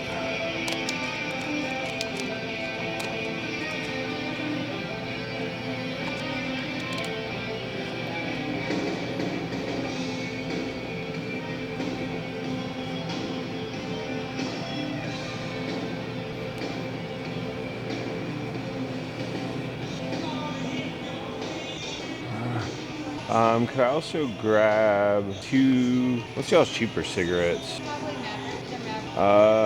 Maverick. Maverick. Oh yeah, or the Winstons? Okay, can I do 2 packs of the red 100s Winstons? Yeah, please and thank you. Give your ID on you. Yes, ma'am. I gotta head back down to Cali, so I figured it'd be cheaper to get some. To an extent, yes. Yeah, I went to Montana the other day and found, or like last week, found some for like $2.30 a pack. I was like, yeah, I never. Town pump rewards and all that. Yeah.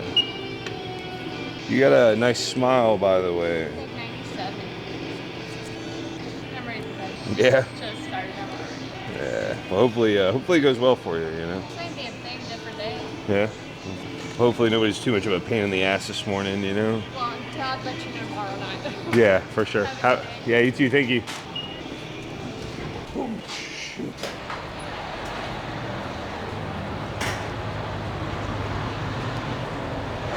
And that's it, boys. We got our coffee.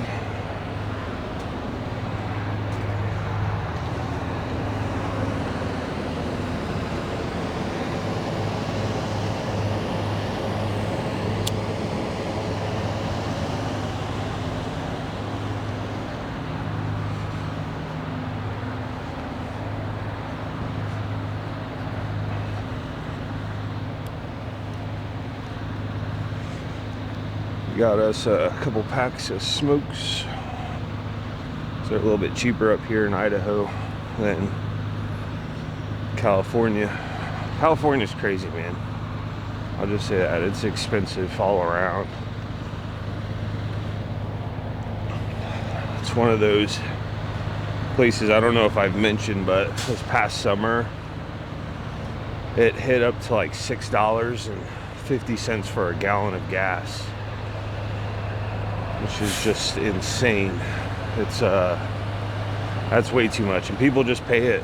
People like just willingly taking it. Like they're really sticking it to you, you know, and people just, I don't know, man. It's wild. But let's get to this truck and start this pre-trip. Make sure my hours reset. Or we got some hours back, and then we're gonna be gone.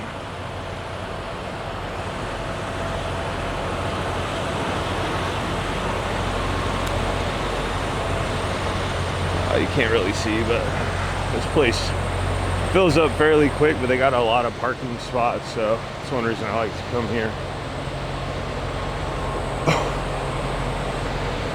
I actually like driving again in the Midwest because it's super not able to focus. All right, we'll just cut this out. All right, dudes, it's currently midnight, a little after midnight. I was waiting for my hours to like set on my IVG, but I just realized that it's set to the Pacific time, so it's not going to actually change until midnight, so that's another hour. Unfortunately, I don't have another hour to get there. I have 2 hours and 57 minutes left on my drive time.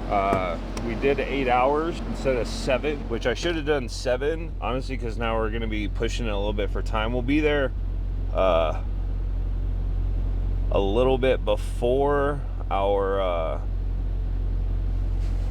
appointment time, but yeah, we're not gonna have much time to spare, so let's get this pre-trip knocked out. I'm hoping with it doing 8 hours for my split, everything will be okay.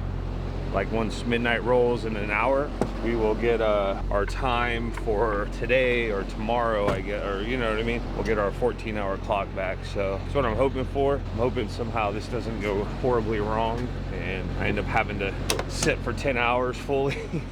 So we'll see. I don't know, but let's get this pre-trip knocked out. So we check tires. They look good. Healthy, a lot of tread. Obviously brakes look good, tires look good, suspension looks good, shock absorbers, got the belts right there looking okay. Don't really see anything wrong. Let's get over here, check this tire. Tire looks good. Sidewalls look good. Everything looks good. Brakes look good. Suspension. Tire itself on the inside looks good. I don't see any leaks. That looks good. We got the hoses. That. These hoses look good right there. Caps are all on place. I don't see anything. Looks bad. So let's check the oil real quick. And we're not gonna have a whole lot of time to spare getting there. Thankfully, again, it's a straight shot. We go back down 15 to like 84, I think, and then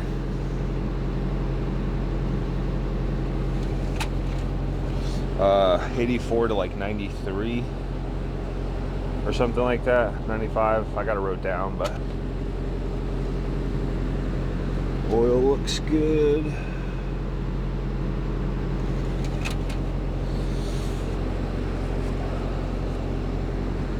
Also want to say to anybody that wrote happy birthday in the comments, thank you guys. We turned 37 yesterday. So we're now 37. It's funny, I talked to my dad who said, I think I'm freaking out more about, I have a son almost 40, than you're freaking out. You know, he asked me, he's like, well, how's it feel to be 37? I'm like, it's another day, you know, nothing crazy, you know what I mean? But yeah, another day, another dollar, you know. Also, like I mentioned earlier, I saw a May truck on Bonehead Truckers, and it was because his trailer fell off. So that's why it's always important to check the kingpin. I check every time, even at the fuel pumps. If I just go in to pay for fuel, or if you're fueling even, or whatever, always check your kingpin and your fifth wheel. We got 3/4 tank of fuel, so that's good. Yeah, but the guy was at a truck stop, or whoever it was at a truck stop, and somehow his trailer fallen off. And I don't know if it was somebody obviously pulled the release arm for the fifth wheel, and he didn't check it before he pulled out, and the trailer had fallen. So, but I think that's, again, a reason you always want to check everything. You know, like I said, I always check the fifth wheel, even if I'm at the fuel pump. I mean, because you never know, you could go inside and pay for fuel, and somebody could pull up behind you and be like, oh, there's nobody here getting fuel, and then they could just jump to the worst conclusions and think that you're taking a break or taking a shower or something, and they decide to pull your release arm and unhook your fifth wheel, and the next thing you know, you come out to get fuel and you pull off or something, and, you know, so you never know. Again, I always check my fifth wheel. Always check your fifth. That's pre-trip done. No, I know these tires are good, but just give them a little tap-a-roo. Lights good, clearance lights. We got 5 of them. We're chilling.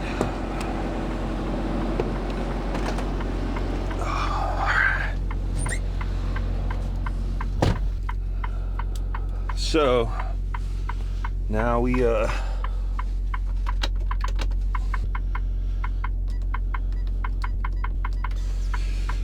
ready to rock and roll. One thing I think that's kind of cool that May does is they all of our truck are key coded to start it. So once you turn it off, to get any power back to it, to turn it on, you have to punch in your code, which every truck is different, obviously. But yeah, you got to punch in a code to turn on the truck. So kind of a cool feature, I think, honestly. So yeah, like I said, we got it punched in. I got my directions wrote down to where we're going. So we're going to Referral Code, and yeah, let's get it.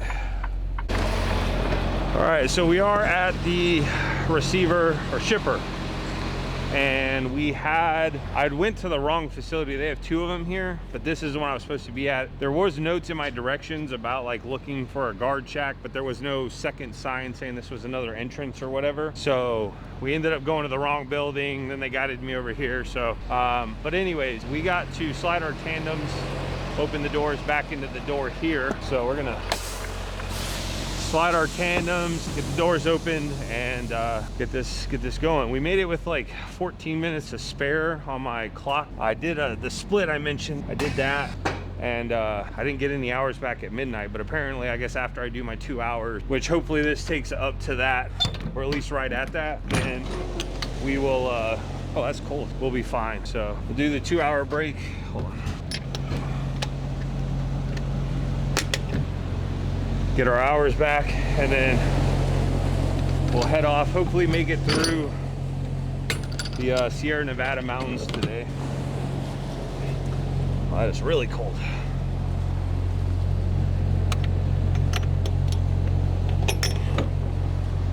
All right, so tandems are ready to slide. And I think we need to be a little more on this line. So yeah, just a little more, but we should be okay. Whew. We're also live streaming on Twitch, so if you guys want to check me out on Twitch, that would be mad love.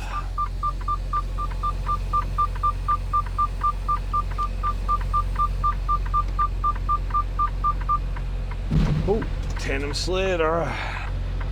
He said, bye, YouTube. All right, hello. Mr. Crab says hi and bye.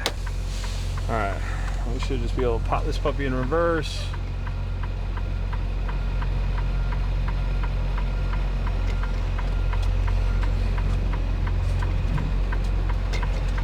All right, so I should have locked them.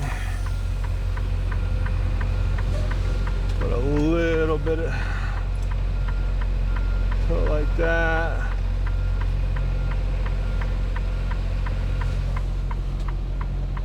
I think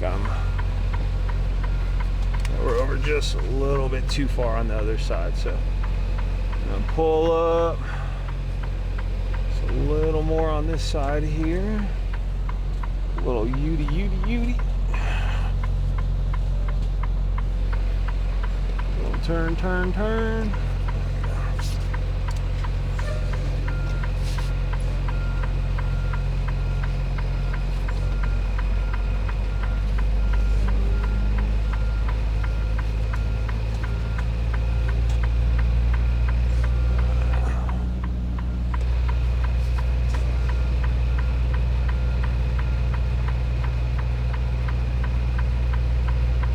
Now we're right on that line, which is right where we want to be.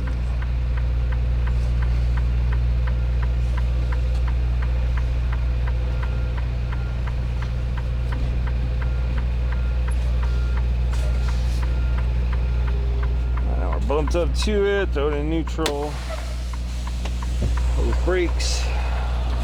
So this place charges for pallets, she said. So they are gonna have to send me a notification on my phone to like where to pay it through. So I gotta get some money. I wonder if I might be a little too far over on this side, driver's side. I'm gonna check the passenger side, but they're gonna send me a notification on the phone to let me know how much it is so I can contact our night operation. They can authorize that, put it on my thing, and then apparently I just pay it, I think, with my EFS card.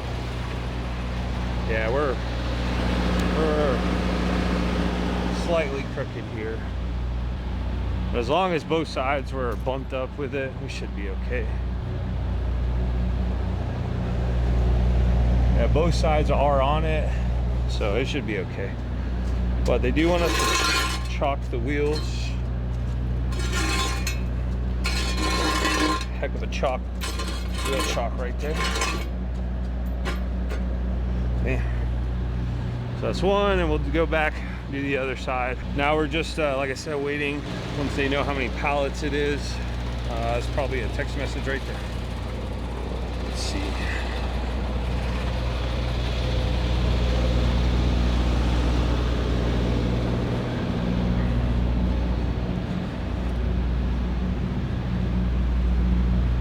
Okay, so there's the link. I'll pay.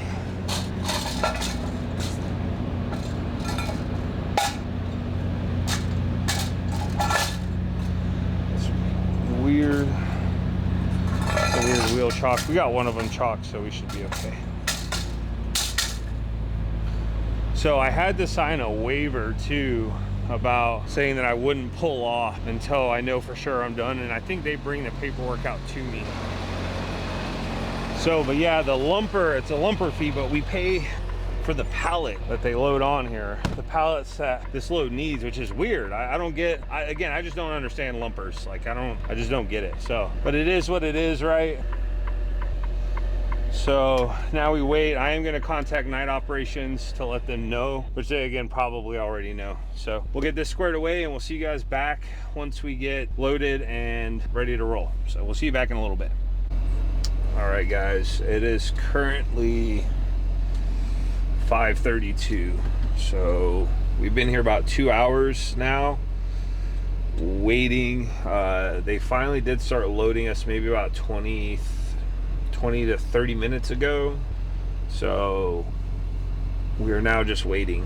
Somebody should come out to confirm that they are done loading. We'll go get our paperwork, adjust the tandems, put the load locks in, all that stuff. So we'll be hopefully heading out of here soon.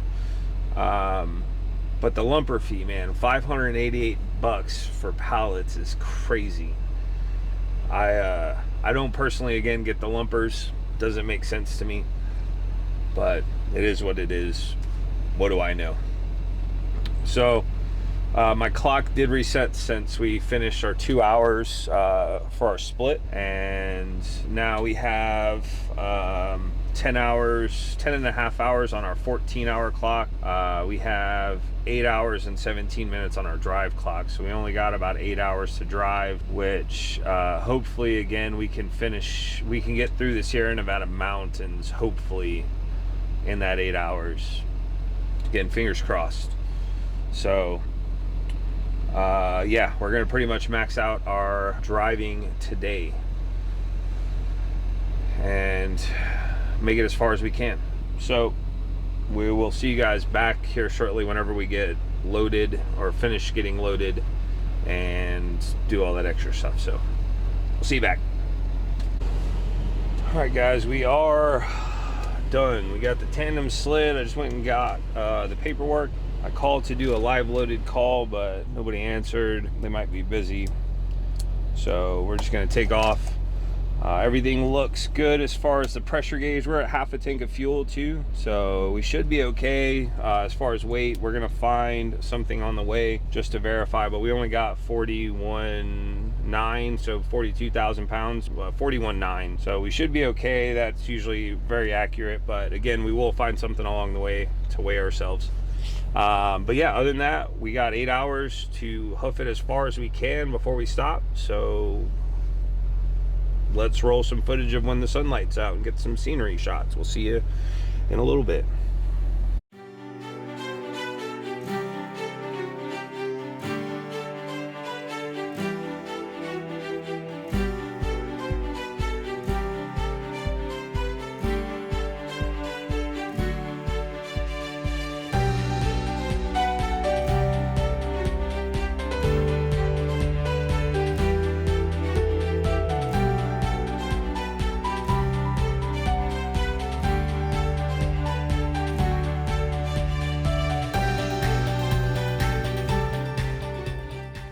Alright guys, what's up? Turn on a light.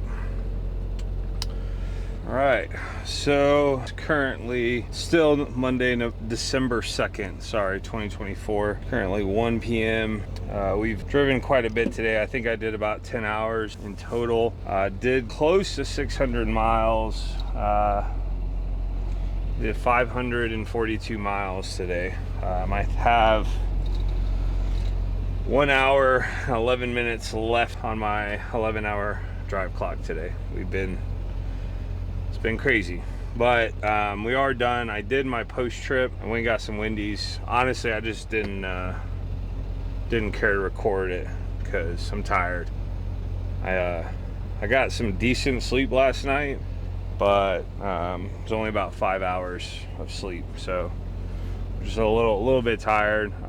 We stopped here in, I think it's Fernley or something like that. We're on the east side of Reno, one of the last like truck stops before we hit Reno. I believe we have 140 miles. Let me see here, hold on. I'll tell you exactly how far we got. 171 miles left. So the plan is to wake up tomorrow about 4:30, maybe even like 4 o'clock. We're gonna take a shower and then do the pre-trip, get fuel, and be on the road by 5:30. I'm thinking more towards like 5 to 5:30 at the absolute latest. That way we can be there around 8:30, 9:30 if it happens to take about 4 hours, right? Just giving myself some time there. So as long as we're out of here by 5:30 at the absolute latest, we'll be That'll be more than enough time. We are going to a Dollar General again in West Sacramento, which is really cool. I think I mentioned it in a clip earlier, but I'm gonna be linking up with my brother who just had my niece. So tomorrow at some point, I talked to my DM also. She's going to kind of let me have the afternoon off while I'm there. So she will have something for me in like first thing in the morning, you know. So we're gonna finish up the trip tomorrow and then go hang out with some family. So you guys will get to meet my brother and the mother to my niece and all that stuff. So we'll be sure to take you guys along with us for the food that we're gonna go get. So anyways, I got some Wendy's. We're gonna try, they got a bacon mushroom burger or something. We'll try that out and I'm gonna take my butt to bed. So we'll see you guys bright and early, man. Thank you again for watching if you've made it this far in the vlog. So yeah, we'll see you first thing in the morning, bright and early. Peace out. What's up, guys? Good morning. It's December 3rd, Tuesday, December 3rd, 2024. It's 3:53 a.m. We're about to go hop in the shower over here and then get some coffee, pre-trip fuel. We're on the road, baby. So let's go.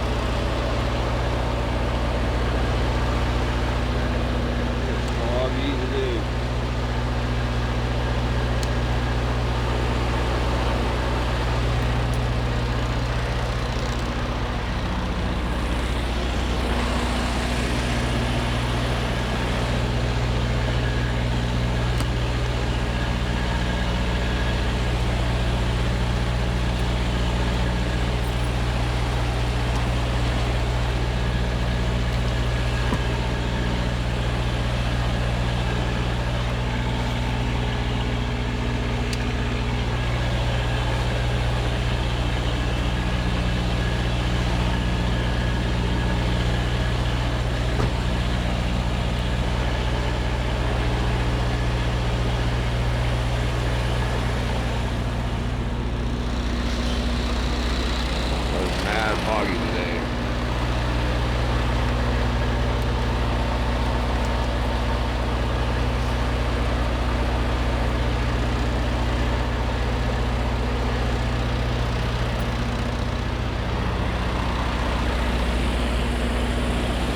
Can't even see nothing, man.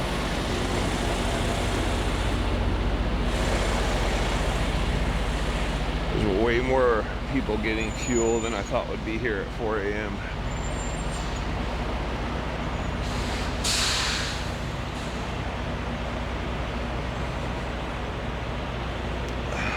Way more people.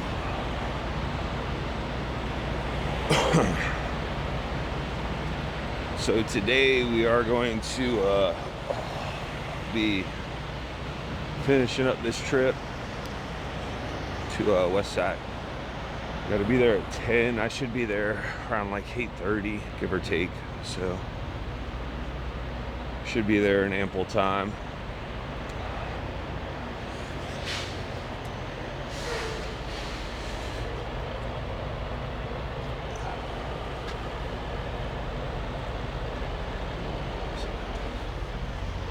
Oh, it's time to go get the shower.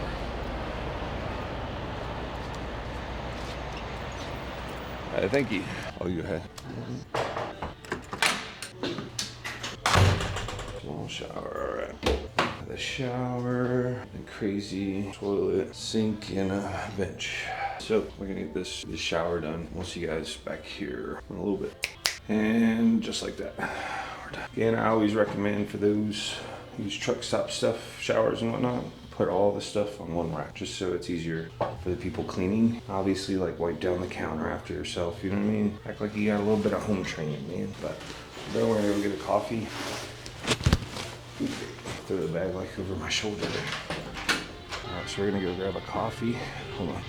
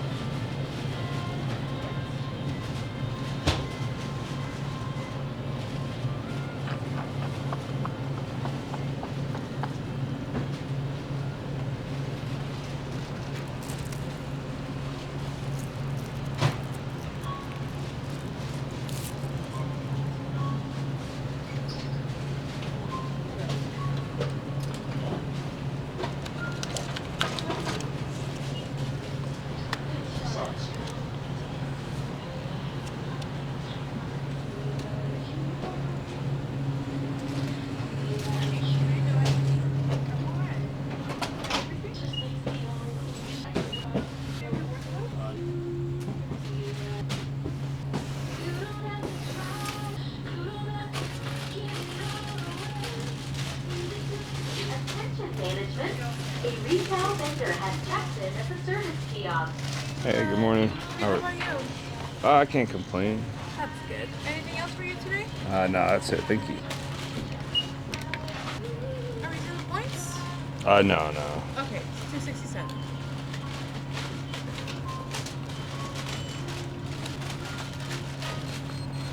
Cool. Thank you. Oh, You're sorry. man. welcome. Have a lovely morning. Yeah, you too. Thank you. Is that just like a bunch of? Okay. Is that one big ass? Jeez, that's a massive Kit Kat. Imagine if they actually made a Kit Kat that big. That'd be crazy. Oh. It's foggy AF, man. Alright. Let's grab my cigarette here. That ain't gonna work. It's super foggy today, dude.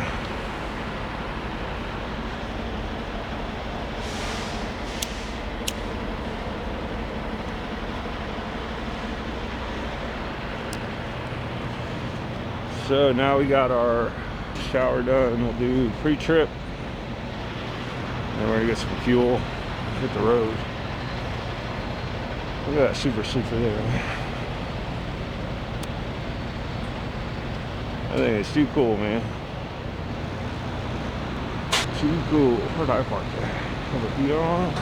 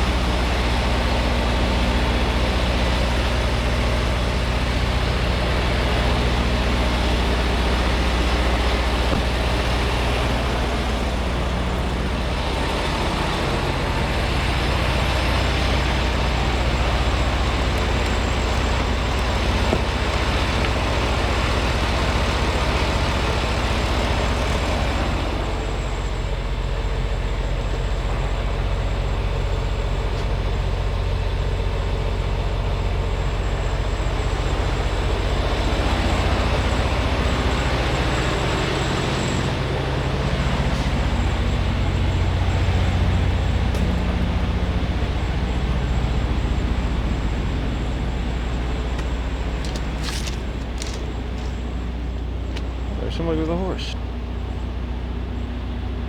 That's too cool. All right, so we're gonna do our pre-trip, get some fuel, and get out of here so we can get to this delivery early, baby. So let's go.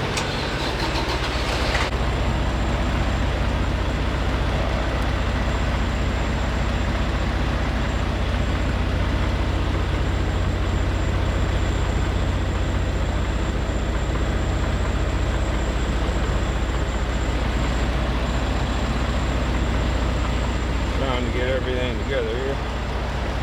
By the way, I do appreciate all the new subscribers and all my other older subscribers, but everybody's pretty much channel. So thank you guys for all the comments, the likes, even the constructive criticism. I really do appreciate it. This channel is meant to just be fun, man, have a good time, you know, kind of show off, not show off, right? And how that whole thing worked, and especially doing OTR, which is what we do. For those that don't know, you know, I've been driving the last 2 months, a little over 2 months straight, and it's just been non-stop, 7 days a week, just grinding. So that's the thing I really want to show people with OTR, a job that you have to be willing to grind and put in the hours, drive the miles. If not, you're not really going to make much money. Obviously, it is about the experience.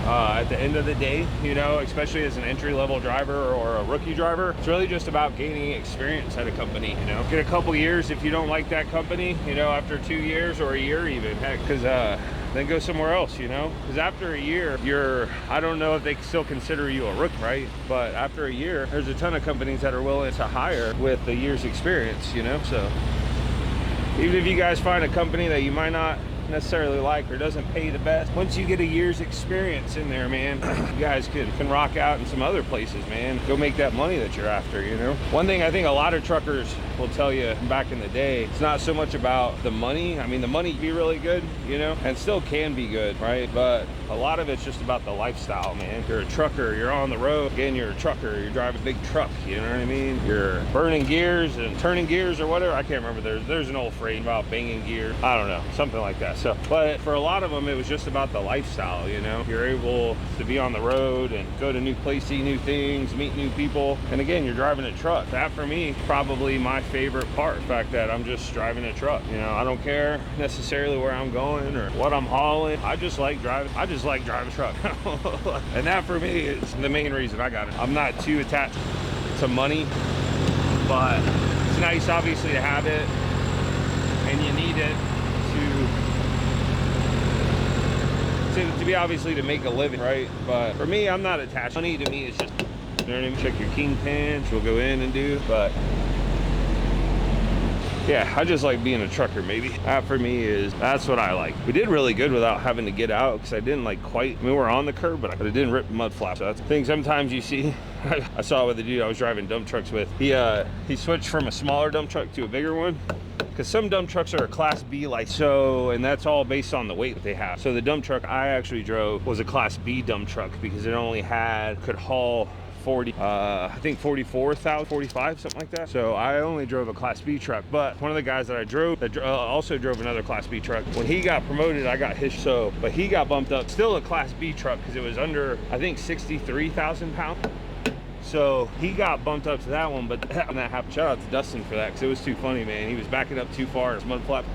And so that is something you obviously want to be careful of, but everything looks good, man. It's a good pre-trip. So we do need to get some fuel, so we're gonna pull up and get some fuel here in a little bit and hit the road. We're on the east side of Reno right now, so we're not too far from the Sierra Nevada mountain. So that's what we're gonna go ahead and get over the mountain.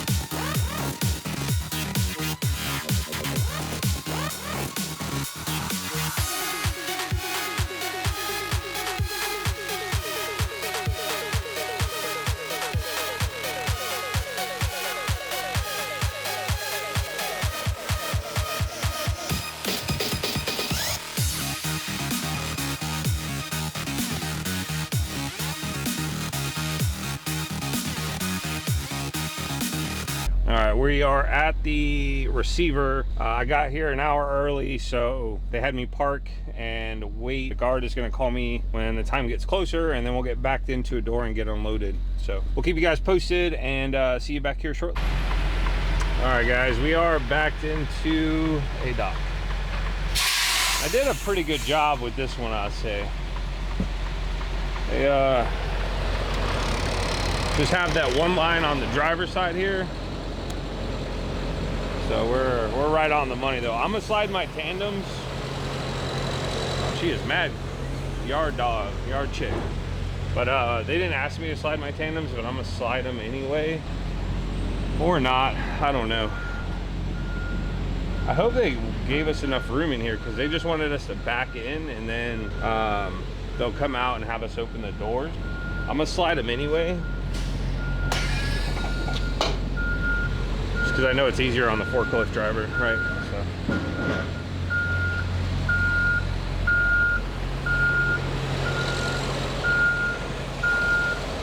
So.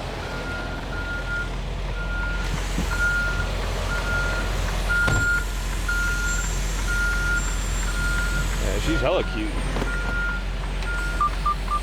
Let's slide these puppies.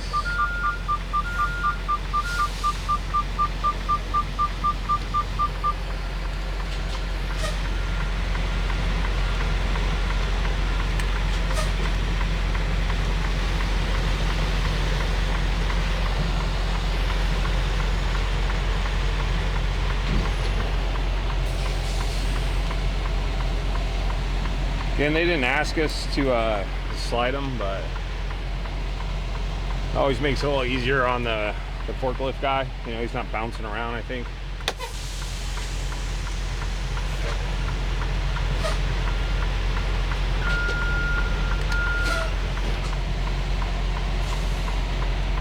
Alright. Let's go double check, make sure they're all locked and good to go.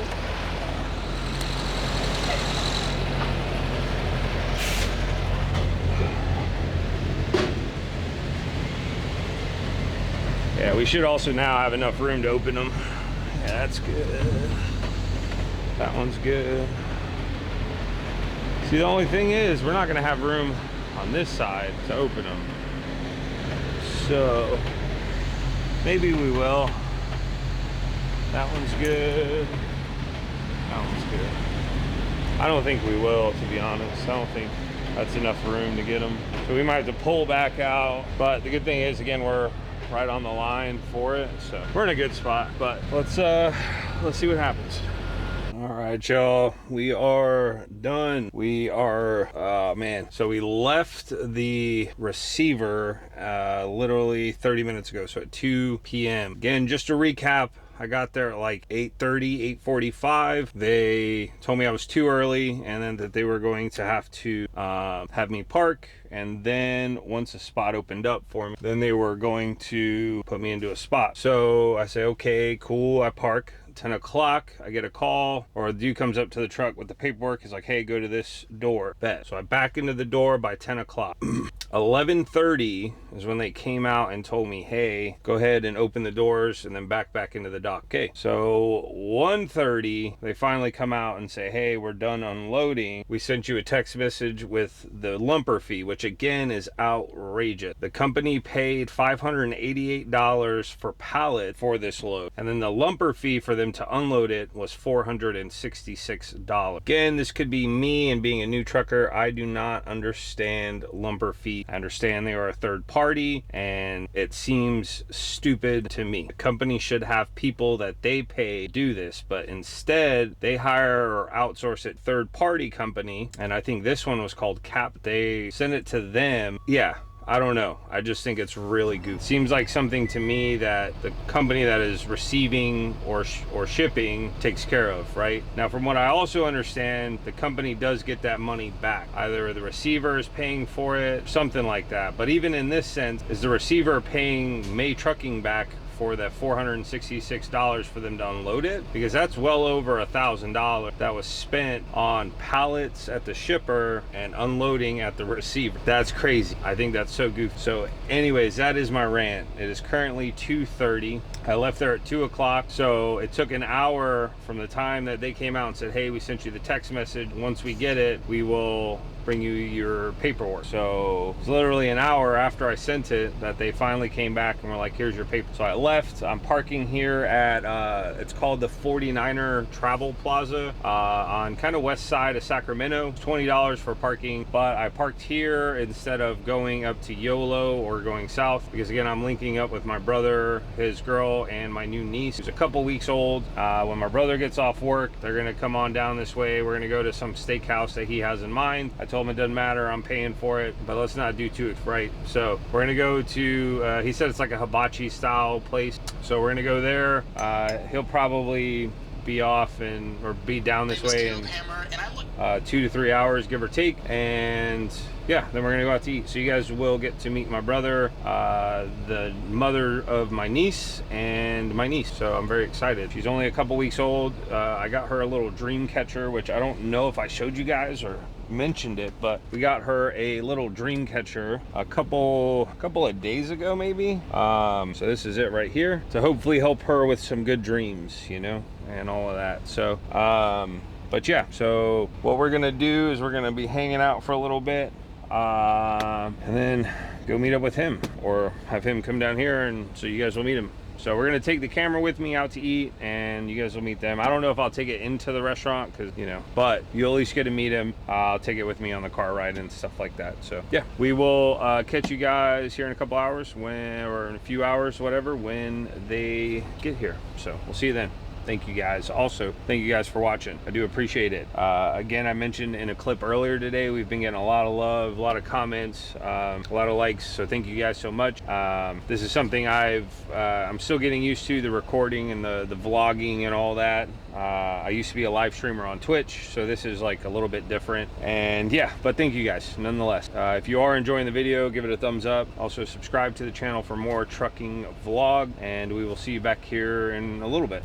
All right guys, we are back. It is currently about 6 o'clock. My brother should be here in about 15 minutes, give or take. So I'm actually gonna walk up to the front, go use the restroom, and yeah, then go meet them. They're gonna meet me up at the gas station, because like this whole back area here is fenced in for trucks only, and you have to go in through a little gate and everything like that. So we're gonna grab everything we need. I don't know if I mentioned earlier, we're going to like a hibachi style place, which I'm really excited about, because I am fairly hungry right now. And yeah, hadn't had some good hibachi style food in a little bit. So I'm currently finding the keys for the truck, make sure the doors are locked, and yeah, let's get up here and get going.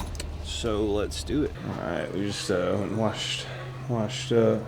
I got a bunch of CBD stuff in here. Oh yeah, some stogies. I like a good cigar. Kind of want to get one.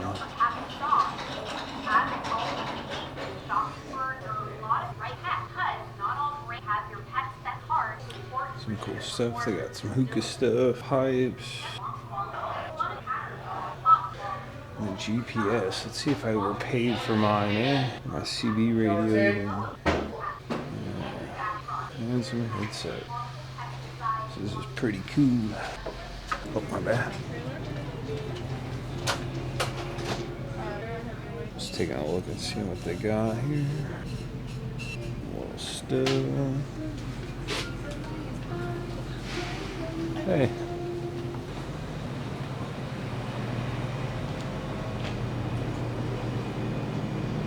Well, it looks like they even have a restaurant over there. That's pretty cool.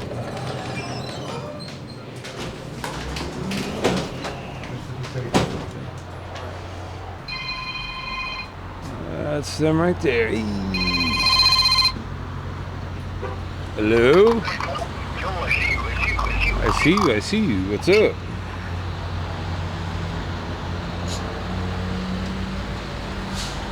What's up, dude? You go in there to the right. Oh, you can go in this door right there. Or, yeah, there's no door there. Yeah, and then you go off to the right and down a long hall. First left, first right. What's up? Let's see the baby. Still can't believe you got an automatic. So I still can't believe you got an automatic. The Subaru. Oh, it's a manual? No automatic here. Why did I think that was an automatic? Well, the baby's sleeping. Okay. Yeah, she probably is. She usually does pretty well in the car. Alright, hold on. Got some stuff on the floor here. I don't know what's in the A blanket and stuff. Set that over there. Hey, here's her dream catcher. Before I forget. Oh, thank you. Yeah. Ooh. Got his tall ass. Oh yeah, I can move it forward if you need. Oh. You can't see her, but gonna both regret it. Oh man, so tiny. Yeah, she is a tiny little. You guys can't quite see her, but we'll see her in a little bit. Sorry, I'm recording for YouTube. You guys can't see, but she's adorable. Right, I don't want to wake her up just yet. All right, cool. So that's my little brother. I can't call him little because he's not so little. And that's Miss Amanda, and this is the baby. Oh, you're more light this way. Prettiest girl in the world. Oh, she is adorable. She's sleeping. She is knocked out. Yeah, that's my little brother right there. See, it's my little brother. What's up, guys? Dude's taller than me, man. That's the baby. It's my new niece. She's beautiful. All right, I'm gonna put the camera down, guys. We're gonna go into this place and eat some food. All right, we are back. So in that last clip, you guys actually got to meet, slightly meet or just see my, I like to call him my little brother just to mess with him because he's like 4 inches taller than me. I'm like 6'2", he's like, I don't know, 6'6" or something. But he's noticeably taller than me, but it was cool to see him. I haven't seen him in about 6 months. But him and Amanda, the chick you guys also saw in the clip, just had a baby.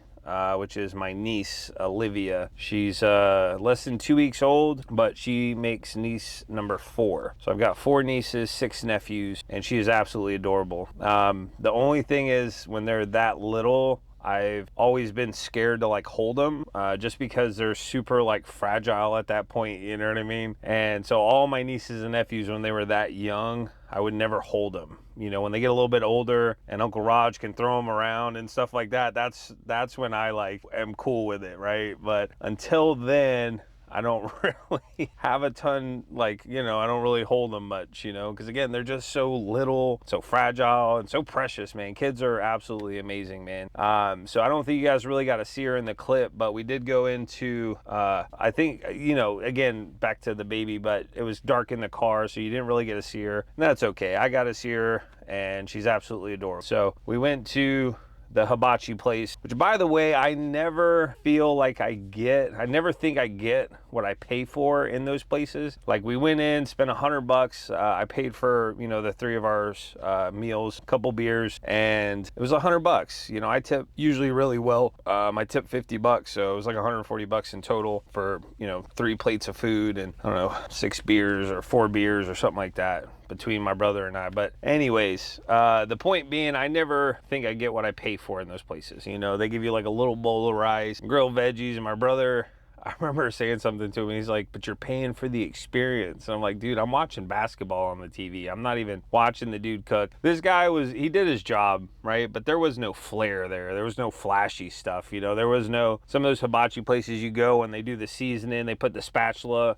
on the other side of it, so when they're cleaning the little little tin thing, it's like banging on the spatula, you know, it's making the little ting ting ting ting ting kind of noise. They're doing like flashy like spin tricks. There was none of that. This dude just cooked the food and then left, and that's cool. I respect that. But where, you know, there's no experience here. I'm watching football or basketball on TV. It was like the Nuggets and the Golden State Warriors. You know, Steph Curry was on fire, by the way. But I was watching basketball. I wasn't not even paying attention. So anyways, we got I pretty much ate like barely any of the food. Got a big to-go box, which we'll have at later. But then there was a yogurt place like in the same plaza just across the way. So we went over there. We got some frozen yogurt. I got some Snickerdoodle flavored frozen yogurt with some Snickerdoodle like sprinkles, I guess not sprinkles, but like cinnamon sugar little combo, and some chocolate chips on it, you know. So it was good overall. Like, I'm not mad at it. I'm just happy to be able to see my brother, hang out with him,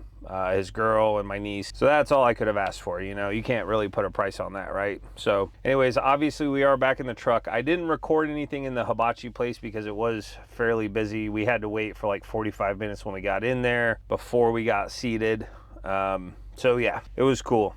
Overall, it was a good night, well worth the money spent. But now we are hanging out in the truck, and we'll know what we're doing tomorrow. I didn't get a pre-plan today, obviously, just because I told my DM that, you know, I needed the afternoon and evening off here. That way I could see my brother and stuff. So it was really cool. But yeah, anyways, we're back in the truck. We're gonna hang out and relax, probably watch some YouTube. I will probably go to sleep because I am fairly tired. But to my brother, I love you, man. I know you'll probably watch this video. He said he'd been watching some of my vlogs recently, so I love you, dog. Again, you did a great job on the baby. And yeah, So, but I will catch you guys in the morning when we get up and get rolling or whatever. So we'll see you then. Thanks for watching again. And yeah, stay tuned. We'll see you in the morning. Peace. Good morning, guys. Today is December 4th, 2024. It's Wednesday. It is 6:07 a.m.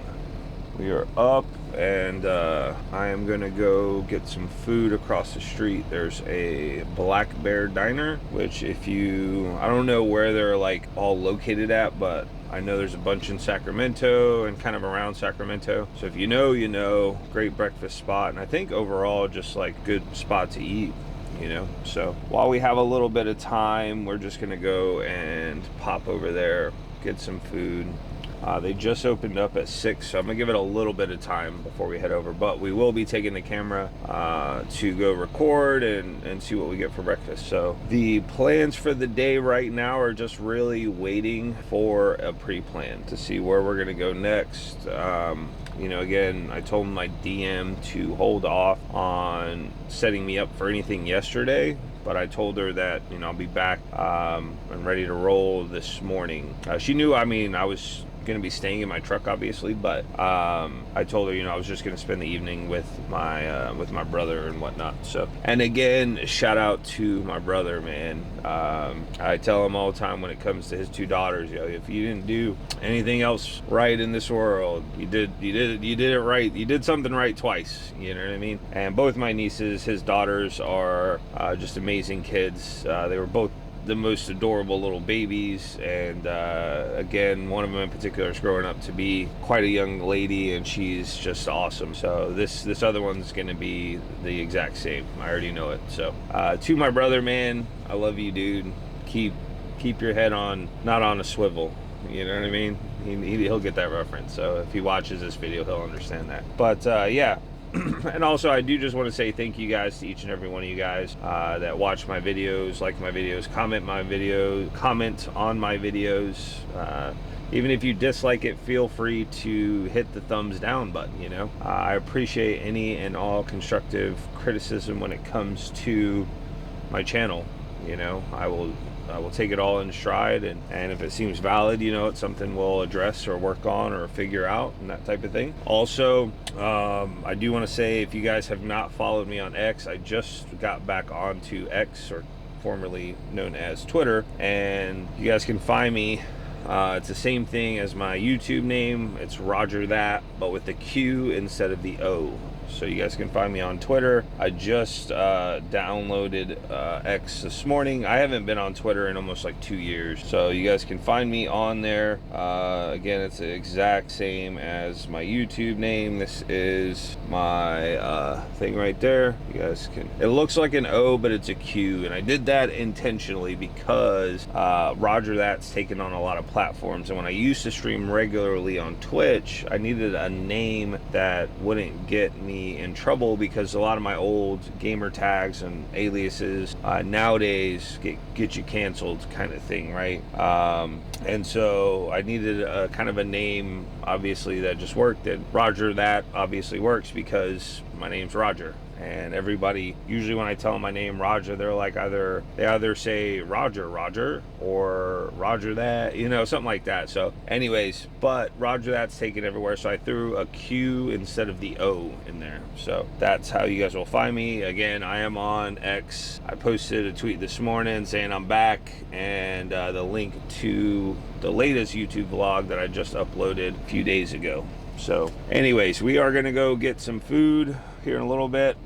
I might start some laundry, depending on what's going on. Again, I don't know what my DM has planned, or if I'll get something early or if I'll get something later, you know.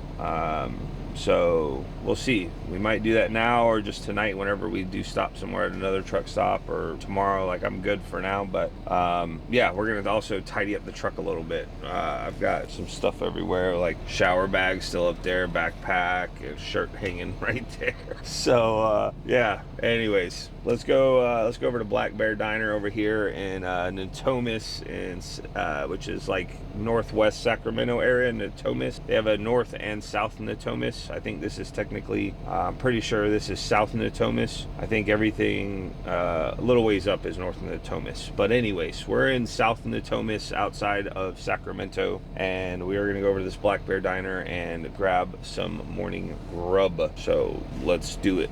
So this is the Pilot, I believe. This is the park, and they have a ton of parking out here, but it is, and that's only one row. I mean, they got a whole other row down that way, which I'm in down there to the left, but they have a whole other row there. They got a whole other row up here, but it's crazy. They charge, you figure, $20 for parking for a day. So imagine, I mean, this is thousands and thousands of dollars they're making every day out here. It's but it is probably one of the nicer truck parking spots I've been to, and people still create their own parking spots right here. Like, there's so many spots that are open and people still just park in, you know, like create their own spot. But it's like, there's literally over by me, there's like 5 spots just wide open, and people still just create their own spots. Maybe there's a reason, I don't know. But we are at the 49er Travel Plaza in here in Sacramento. They got a truck wash right there. You got a Prime truck doing Prime things over here, just parked in the middle, creating its own spot, you know, because why not? That's a big shop right there. What's up, brother? I can't complain, man. We got another maid truck over there. Guess what? In a parking spot. Garage truck parking only. Must be on the waiting list. Really towed. I don't know what that means, but anyways, we yeah, looks like I got a Prime truck. It's parked right here. This is clearly not a parking spot, but oh, they got a pit bull in there. It's a Prime trucking, Prime Inc. doing Prime things, you know. So it's a decent little place. They have a diner there. I think I recorded some footage from in there last night, and got some cool stuff. But it is a bit chilly this morning, man.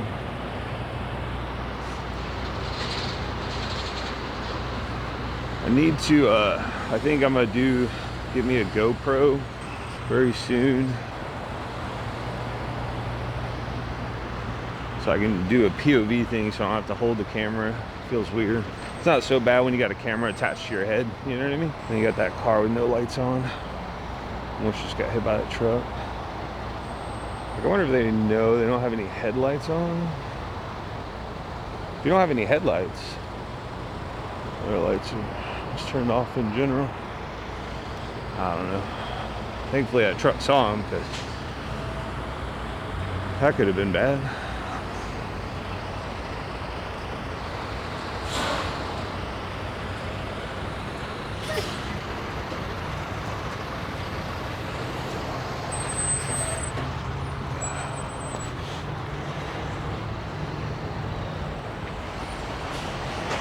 So we're gonna walk. I think the Black Bear Diner is somewhere over there. So we're gonna jump across the street right here. Try not to get hit by a car. Gotta look both ways, you know. See a Burger King over there. These extra mile gas stations are clutch, man. I used to stop at these in the AM PMs when I lived out here. I tell you, the AM PMs got killer sandwiches. But let's get over here to this diner. Alright, we are here.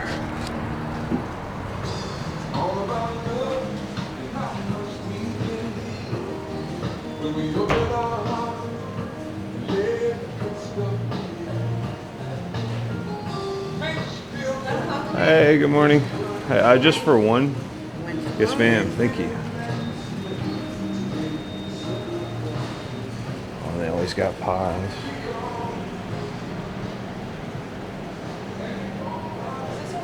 Yes, ma'am. Thank you. Some coffee for you, something to get you started. Hot chocolate. Yeah, some coffee will be great. Thank you. Would you like some water as well? Yes, please, and thank you.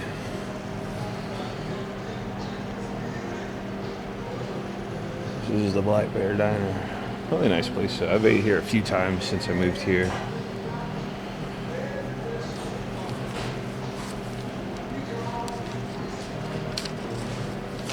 Is this their menu? Or is this just the paper?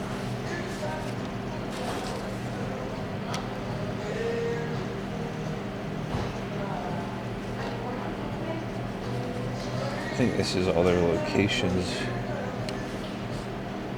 Started in Mount Shasta, 95. A couple other ones. Yeah, so it looks like they're a lot in the West Coast. They have some. Oh, thank you. Yeah, no worries, no worries. Thank you. Got a bunch in Texas too. That's cool. It is their menu indeed.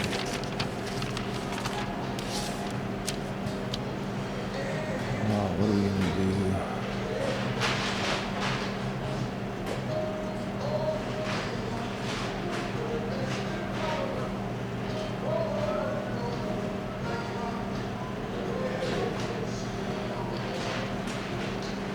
There's so many decisions here. All right, we'll figure it out.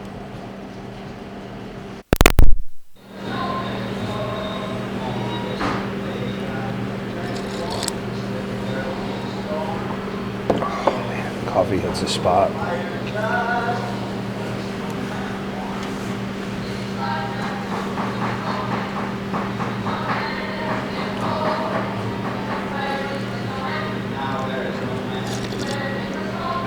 So we're going for the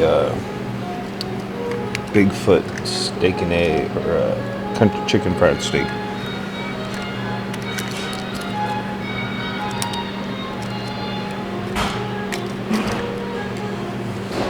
Three eggs, some hash browns, and some pancakes.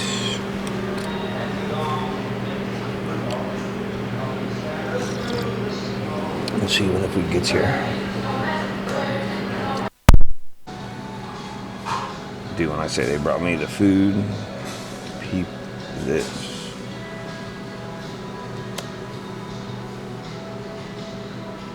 Sunny over easy eggs, the hash browns. Look at the size of this plate, dude. Some banging pancakes.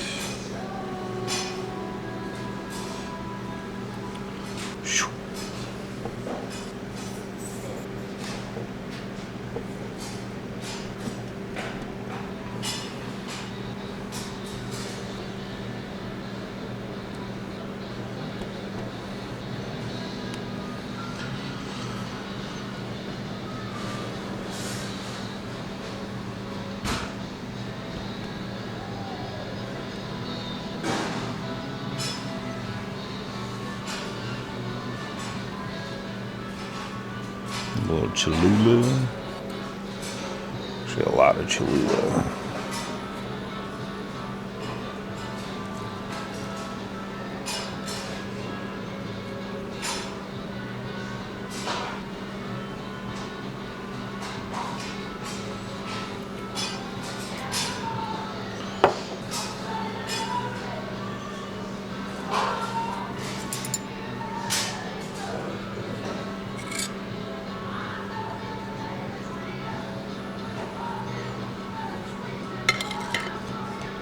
Look at the size of this thing. It's as big as the plate, bro. I don't think I've had their country fried steak and eggs before, so this will be a first. Their country fried steak, chicken fried steak.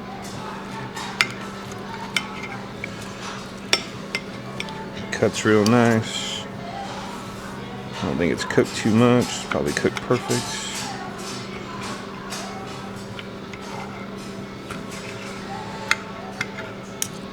Don't even really need your fork. You just kind of give it a good press and cuts right through it, man. Beautiful. You know, some country fried steaks you get are super like dry. This one's probably gonna be about perfect.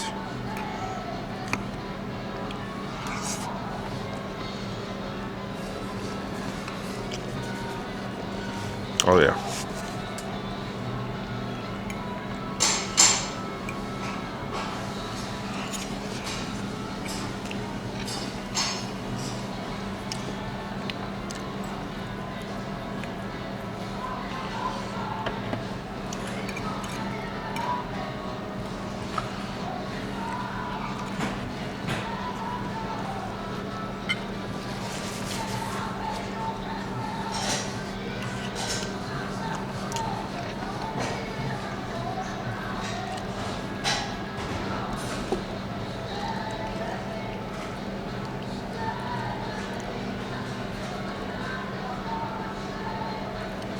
Oh, that's money.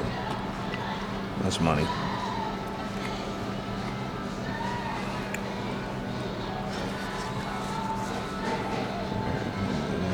Look at that. Oh yeah.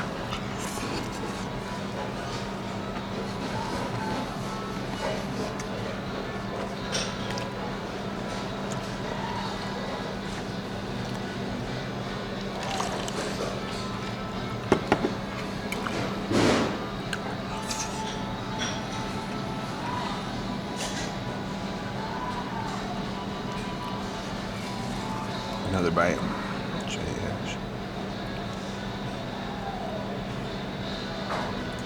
That cooked perfect, man.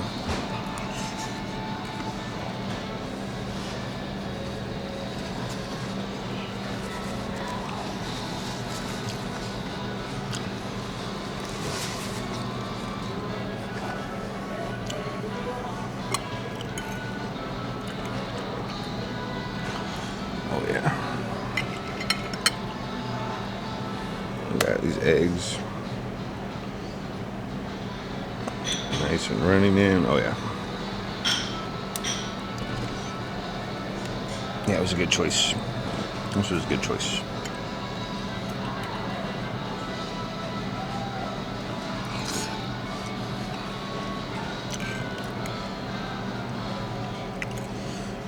I don't know how much later it's going to agree with me, but right now, oh yeah.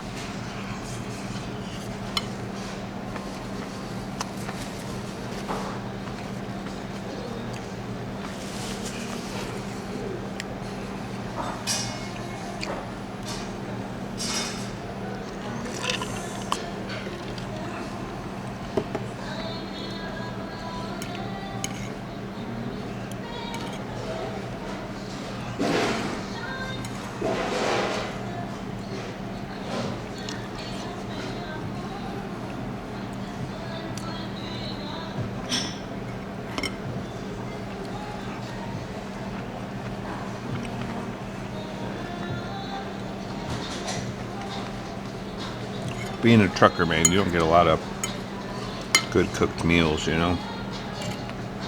I'm sure there's some truckers out there that cook in their trucks and stuff. I don't have all those necessary things for that just yet, but good home cooked meal, man, you just can't beat it.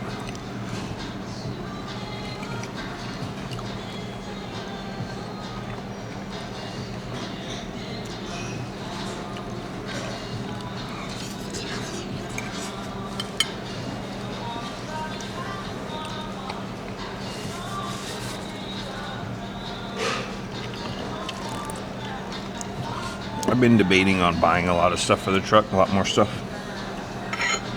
But for those of you guys that know, I don't think I've mentioned this in any of my vlogs before. I think I edited it.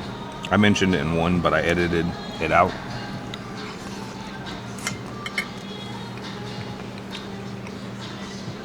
So I guess I might tell you guys now. I might not, but I think I will. So we're going to be making some changes in 6 months, or a little less than 6 months. We are going to be switching companies.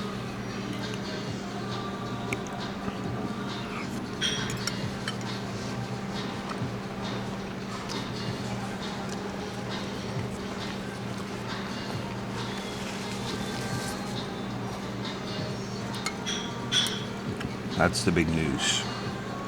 My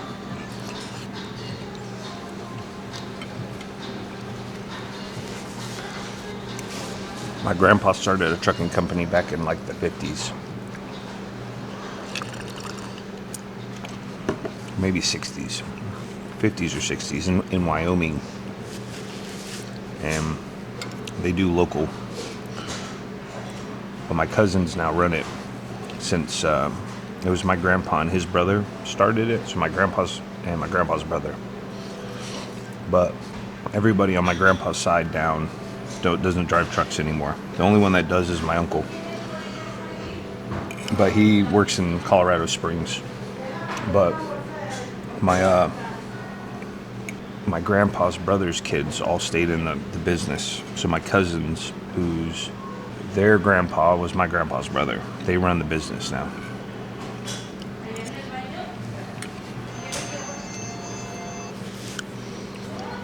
I had talked to them back in March when I first got my CDL. And they'd asked me if I wanted to come out there and work for the family business. But literally the day that I talked to them, I just got... Yes, ma'am. Thank you. The day I talked to them,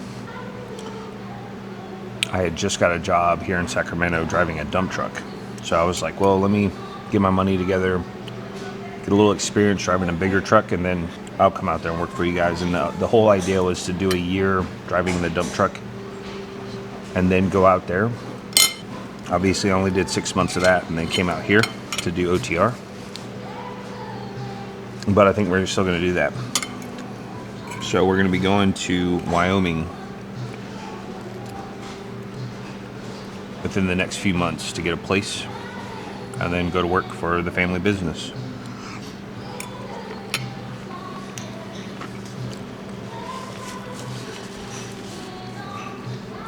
So with that, I'm not going to be OTR anymore.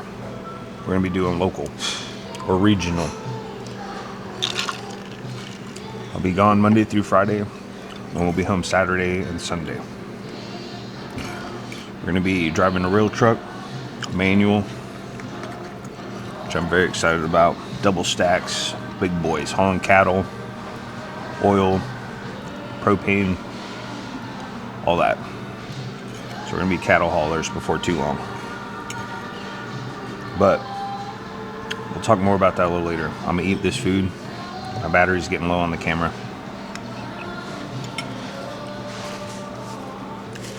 So we'll see you back in a second. All right, we're done here at the Black Bear Diner. And I don't get to eat out much or like eat something decent, but I always like to tip. I used to be a waiter in my early 20s, and tipping is big, you know what I mean? A lot of these guys, that's how realistically they make their living. You know, back when I waited tables in like North Carolina, I was making, I think, like $2 and some change an hour. It was like $2.13, I think, an hour, and then tip. So I remember 2 weeks of pulling doubles. I mean, probably, I don't even remember how many hours, but a 2-week paycheck would be like $40-50 for me. Granted, again, I made a lot of good money in tips, but always tip when you go out. I'm one of those guys that firmly believes if you ain't tipping, if you ain't got the money for a tip, and you go out somewhere where somebody's bringing you the food, bringing you the drinks, actually putting in a little work, and you ain't got the money to tip, just don't go out. Some people don't like to hear that, but just the way it should be. You know, these people, that's how they survive, man.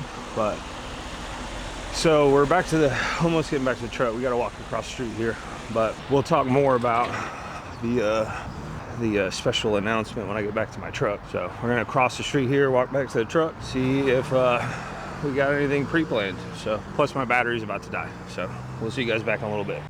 All right, guys, we are back in the truck. I just swapped out the batteries, so we got a new fully charged battery. So like I was kind of saying, to hit back on a few things from when I was at the restaurant to the walk back. First thing, again, I firmly believe if you don't have the money to tip, at least 20%. Now I understand there are circumstances. If your waitress, waiter, if your server in general wasn't attentive and wasn't good, that you might not tip so well, right? Even then, I usually tip, unless the service was just really bad. But even at that point, you shouldn't have came out if you didn't have the money to tip. I understand if you don't tip because, again, the service might have been bad, hopefully like really bad for you not to tip. But a lot of the times it's never the server's fault. I understand it is situational and sometimes it is, but a lot of the time the server is just the messenger, right? So I used to work in the food industry, again, as a server. I did for a few years, made really good money at it.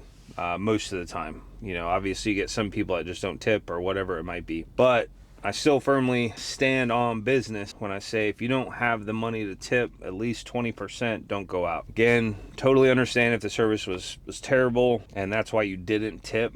But if you didn't tip because, oh, I just don't have the money to tip, don't go out to eat somewhere at like a restaurant, right? Go to McDonald's, somewhere else, you know, because again, time is money for those guys. So I always tip really well. Like last night, we went to that steakhouse, or the hibachi steakhouse place. Tab was, I don't know, 90 some dollars. Plus, if you count the 2 beers that we got while we were waiting, you know, I tipped $55 on $100, you know. I just left there. I think my meal and coffee was like 30 something. I did a $5 Make-A-Wish little thing they have, you know, because they donate those proceeds to like a local Make-A-Wish thing. So I did a $5 thing for that, and I tipped 20, you know. So I always tip really well. Again, being a former server, I just kind of do it. So, but to get back on to what I was saying as far as the career change, something I put a lot of thought into, and it's going to be, I think, a good move for us. Again, I was planning on going to literally work for my family's company when I got my CDL, but it was interesting because the day I finally did talk to them, I talked to my cousin in the morning, who again, I couldn't really speak too loud, or didn't want to speak too loud in the restaurant, but my cousin, his grandpa was my grandpa's brother. So my grandpa and his brother started this business back in the 50s, a trucking business in Wyoming. My dad started driving for them at a very young age. He was moving trucks around the yard and all that stuff around like 10, 11 years old. And back then you could actually drive a truck with just a regular Class C license. So my dad started driving when he was like 15 or 16, because he also, back then, you could get, I think it was like a farmer's license, where you could get essentially a license at like, I think it was like 14 or something like that. And I can't remember the exact details of it, but if any of you guys are more familiar, feel free to let me know down in the comments below. But my dad used to drive for him. He had kids, obviously us, and then he didn't want to be away from home as much, so he switched to something where it was home daily. But the business is still around. Again, my cousins run it. I spoke to them when I first got my CDL, and where I was going earlier with this story was I talked to them in the morning. One of my cousins was like, well, let me talk to my other cousin, which is his brother. And he says, we'll get back to you, you know, because I didn't have any experience as far as driving a truck, right? Fresh out of CDL school. But I was willing to learn, and I didn't have a K restriction on my CDL, meaning I can drive manual, and that's all they have. So I talked to them in the morning, talked to one of my cousins, and then I got a call for an interview for a dump truck company here in Sacramento. It's a sand and gravel company, but it was driving a dump truck delivering materials to job sites, people's houses, wherever. So I went into the interview. They told me, the owner of the company tells me I got to hand this off to my safety guy. Could take a couple days. So I was like, all right, cool, no worries. He literally calls me back. I left there not even 30 minutes. The owner of the sand and gravel company calls me back and is like, hey, or the safety guy calls me actually. And he's like, hey, looked over your application. How soon can you start? I was like, well, I mean, I can start right away, you know? And so he's like, okay, cool. Come back here. We'll give you some paperwork to take somewhere to go get a drug test done. And then we'll start your onboarding process, you know, or start getting you in the system. So literally I did all that, got put in the system, did all like the courses on that they wanted me to, register for clearinghouse, all that. And as I was leaving there, my cousin calls me back and is like, hey, I talked to my brother, and you know, how soon can you get out here? And I said, well, dang, I literally just got a job, you know, offer here in Sacramento, driving a dump truck. And I had told him that I was going to do the dump truck thing for a year, get some experience. And at the time, also financially, I really wasn't in a spot to where I had the money to just like move somewhere, or even just to take a chance to go out there, do the drive with them to see how they felt with me driving a truck, right? Like a little road test kind of thing. And so I just really wasn't in a spot financially to do that. And so I told my cousin, like, hey, you know, this is what I think I'll do. I'll stick here for a year, drive a dump truck, get a little experience with driving a bigger truck, and then next summer around this time I'll come out and we'll make something happen. So 6 months goes by with the dump truck company. Now I'm here doing OTR, and I do enjoy doing OTR, which is one reason I came here. My family's company does regional / local. So you're gone Monday through Friday and you're home Saturday and Sunday. And at the beginning, I was really wanting to do OTR. So that's one of the big reasons I kind of came here. And now that we've done OTR, and by then it'll be, you know, 6-7 months roughly that we would have had experience doing OTR. I gotta say, OTR is really cool. However, I do like the idea of being home on the weekend. I know I've mentioned many times before how I love OTR, and I really genuinely do. It's just, I think right now my interest kind of changing, right? I'm starting to create content for YouTube, and I think it would be really cool to be able to get some stuff outside of the truck, outside of trucking, right? Like I have other hobbies, other things that I want to learn that I would love to be able to record, document, and share with you guys as well. So we're going to be making that move sometime around March to April and figuring it out from there. Now my plan is, when we make this move, to obviously still vlog in the meantime as well, but we'll also vlog and document the move out there, everything that's leading up to that. Once we get out there, the driving while we're there, because again, we'll be hauling different stuff. You know, in the summers they do a lot of like farm types of stuff. I don't know exactly what those trailers are called, where they haul like seeds and different things like that. So they do stuff like that. They also do cattle, right? So they haul cattle, and then in the winters they do mostly, I believe, oil, propane, I think gas, that type of stuff. So excuse me, we will end up having to get our hazmat more than likely, and again, that's something I have to work out the details with my cousin as far as how that goes. And yeah, and then on the weekends I plan on, again, still vlogging different things though, you know, from just Wyoming type of stuff, hunting, camping, fishing, who knows, you know, working on cars, hanging out with some friends, different stuff like that, you know. But again, I'm looking at a lot of it from what I want to do, but also I think what would be good for my channel's growth. And what I want to do is drive an actual truck. You know, I'm driving an automatic currently. Their trucks are all manual. I'll be totally fair, I'm not super comfortable driving an automatic truck in the winter, going down the mountains, all of that. I understand these trucks do have a winter descent mode though that like locks it into a gear, so it's kind of, you know, a little bit safer than the way I've tried it before.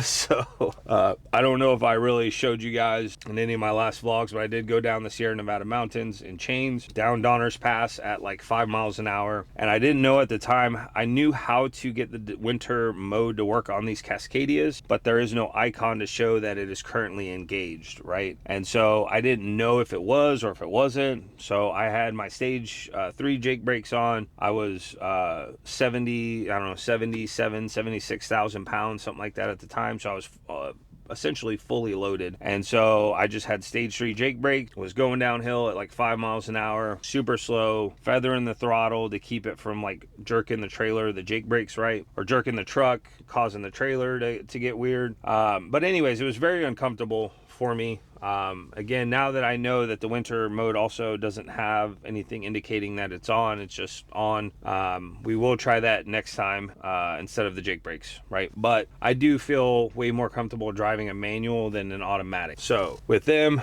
we'll be driving an automatic, or I'm sorry, a manual, and you know, a truck. So again, this is something I've been debating on whether to tell you guys or not, and this clip has turned into way longer than I was expecting it to, but that's going to be our game plan. Again, that will be happening around March or April, but until then we will stay here, put in time, get a little more experience, and continue to save up some money, which is the big thing. With Christmas coming up, I'm about to drop way more money on my nieces and nephews than I have done in years prior, and it's going to be fairly expensive. I fully am prepared, fully prepared to drop about $1,000 amongst all my nieces and nephews for Christmas. And one of my nephews has a birthday coming up in January, so you know, we got to get him Christmas and then his birthday. But other than that, we're just saving money right now. Like I said, we're going to make this move in, March, April-ish, give or take. And I'm very excited to be able to tell you guys this finally, and to be able to show you guys when we get out there. Wyoming, for those of you guys that go through there, it's beautiful. Even in the winter, it's not the best driving through, but as far as scenery, it's great. And then on top of that, there's nobody there, right? Wyoming is, there's just nothing out there. And that's the big reason I want to move out there. I don't care for the city life. I don't care for people everywhere I look. I want to buy some land out in the middle of nowhere and be able to mind my own dang business. But that's it. If I decide to go into a little more detail about it later, we will, but I think that pretty much covers everything. So again, thank you guys for coming along this journey with me. I really appreciate it. I'm very excited to be able to share this with YouTube and with everybody that watches these videos. Again, I did reactivate my X or Twitter, whatever. So check me out on Twitter. It's the same as my YouTube. I'll probably put it in the description down below. I'll post on there a little more often, and yeah, just overall excited to show you guys the Wyoming life and how peaceful it is, and very excited to just do something else. But like I said, in the meantime, we're here. This is what we're doing, stacking up some bread. So we'll catch you guys once we get a pre-plan or something of that sort. We'll let you guys know where we're going, what we're picking up, and all that cool stuff. So we'll see you back in a little bit. Thank you again for watching. Like, comment, and subscribe, and we'll see you guys back in a little bit. Bye. All right, guys, we are back. So we got a pre-plan. We're going to pick up a load in YOLO and take it up to Puyallup, Washington, to a Fred Meyer's. I've been there a few times, this distribution center. We're picking it up today. It's getting delivered tomorrow night at 11:59 p.m. at 23:59. So we'll have plenty of time. Hopefully we're gonna make it up. We're aiming to hit it up to Brooks today, so I can stop by the terminal, our operating center there, to do some laundry, and then to also grab some soap that my pops had sent up there probably like 2-3 weeks ago. I haven't been to the Brooks operating center in about a month, a little over a month, I would say. So we're gonna head up there, but if my mic cuts off during this pre-trip, because my mic here is about dead, so we will probably just go ahead and cut it here. Maybe show you guys the pre-trip, cut some music over it or something, but we will let's get this pre-trip done and get over to YOLO to grab this trailer. So like I said, we'll roll some footage now of the pre-trip. I'm just gonna cut the audio, let my mic charge, so we'll see you guys when we get to YOLO.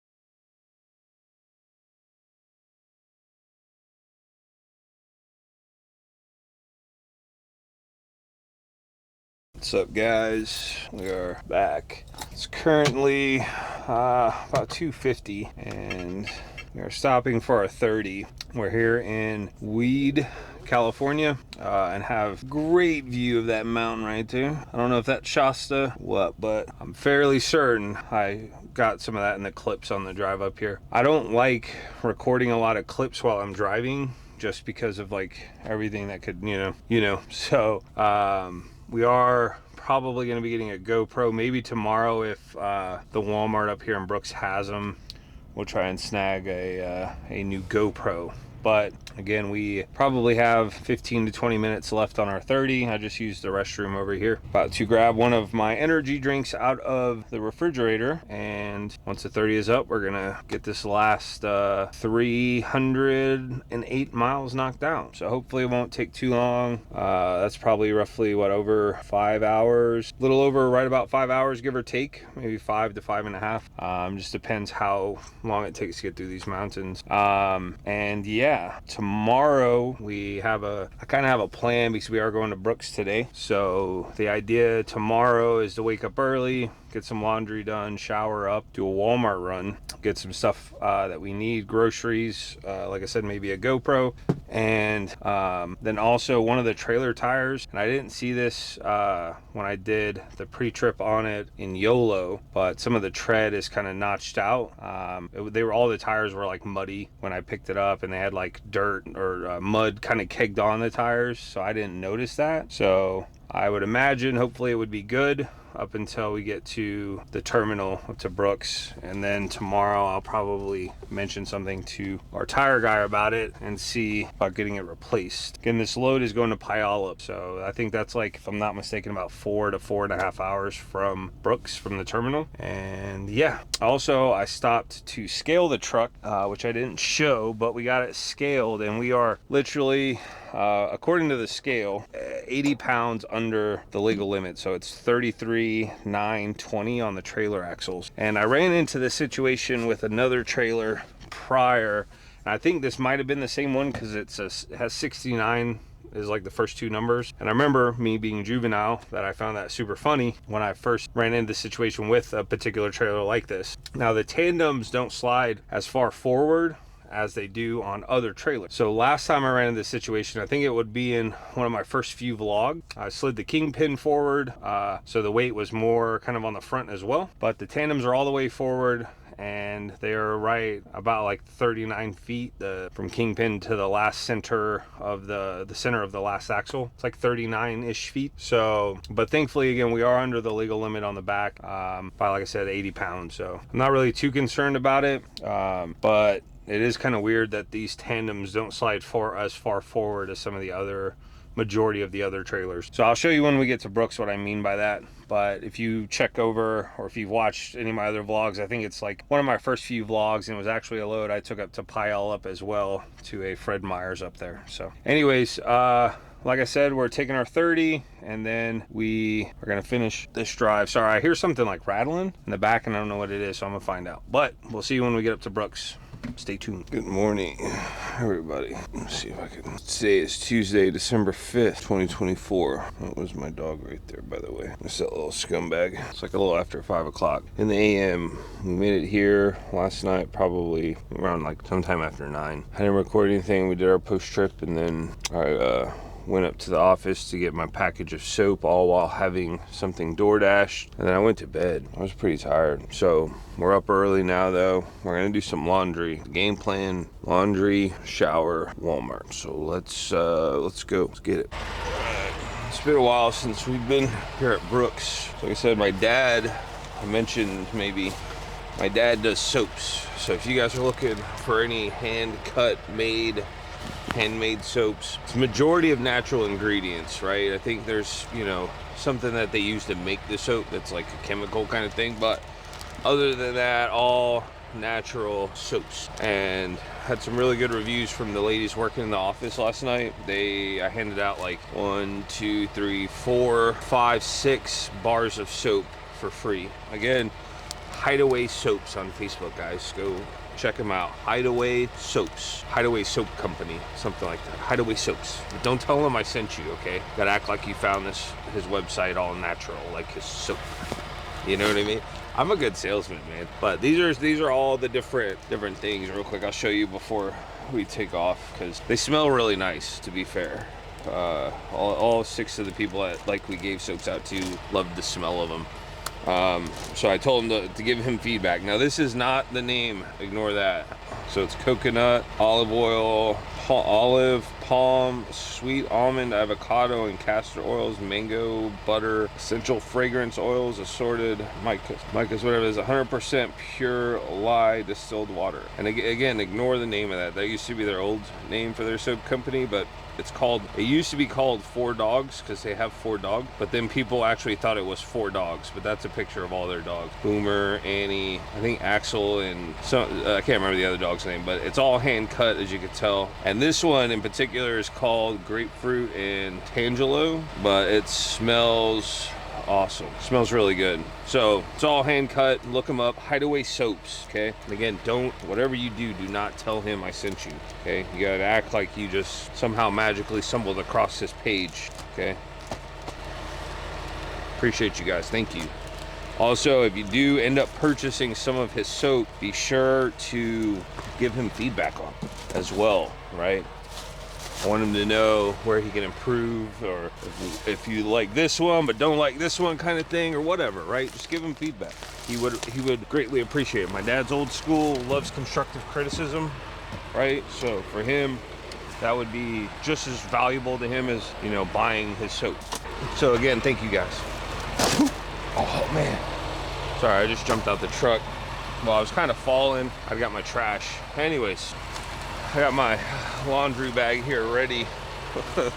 I feel like a bum carrying a bag full of laundry. Don't get me wrong, I've done it before, but it's when I was broke. We got money now. Yeah. I'm just playing. We don't actually have money. I'm still broke. So anyways, let's go get this laundry put up. It's low key like the scene out of a horror movie. Nobody's been in these cars for years. Zombies roam the lands, you know? But this is the terminal, and it is packed. I mean, I had to park. If you know the Brooks terminal, this is that side out there. It's like as far back as you can go, and I'm all the way down at the end. All the way.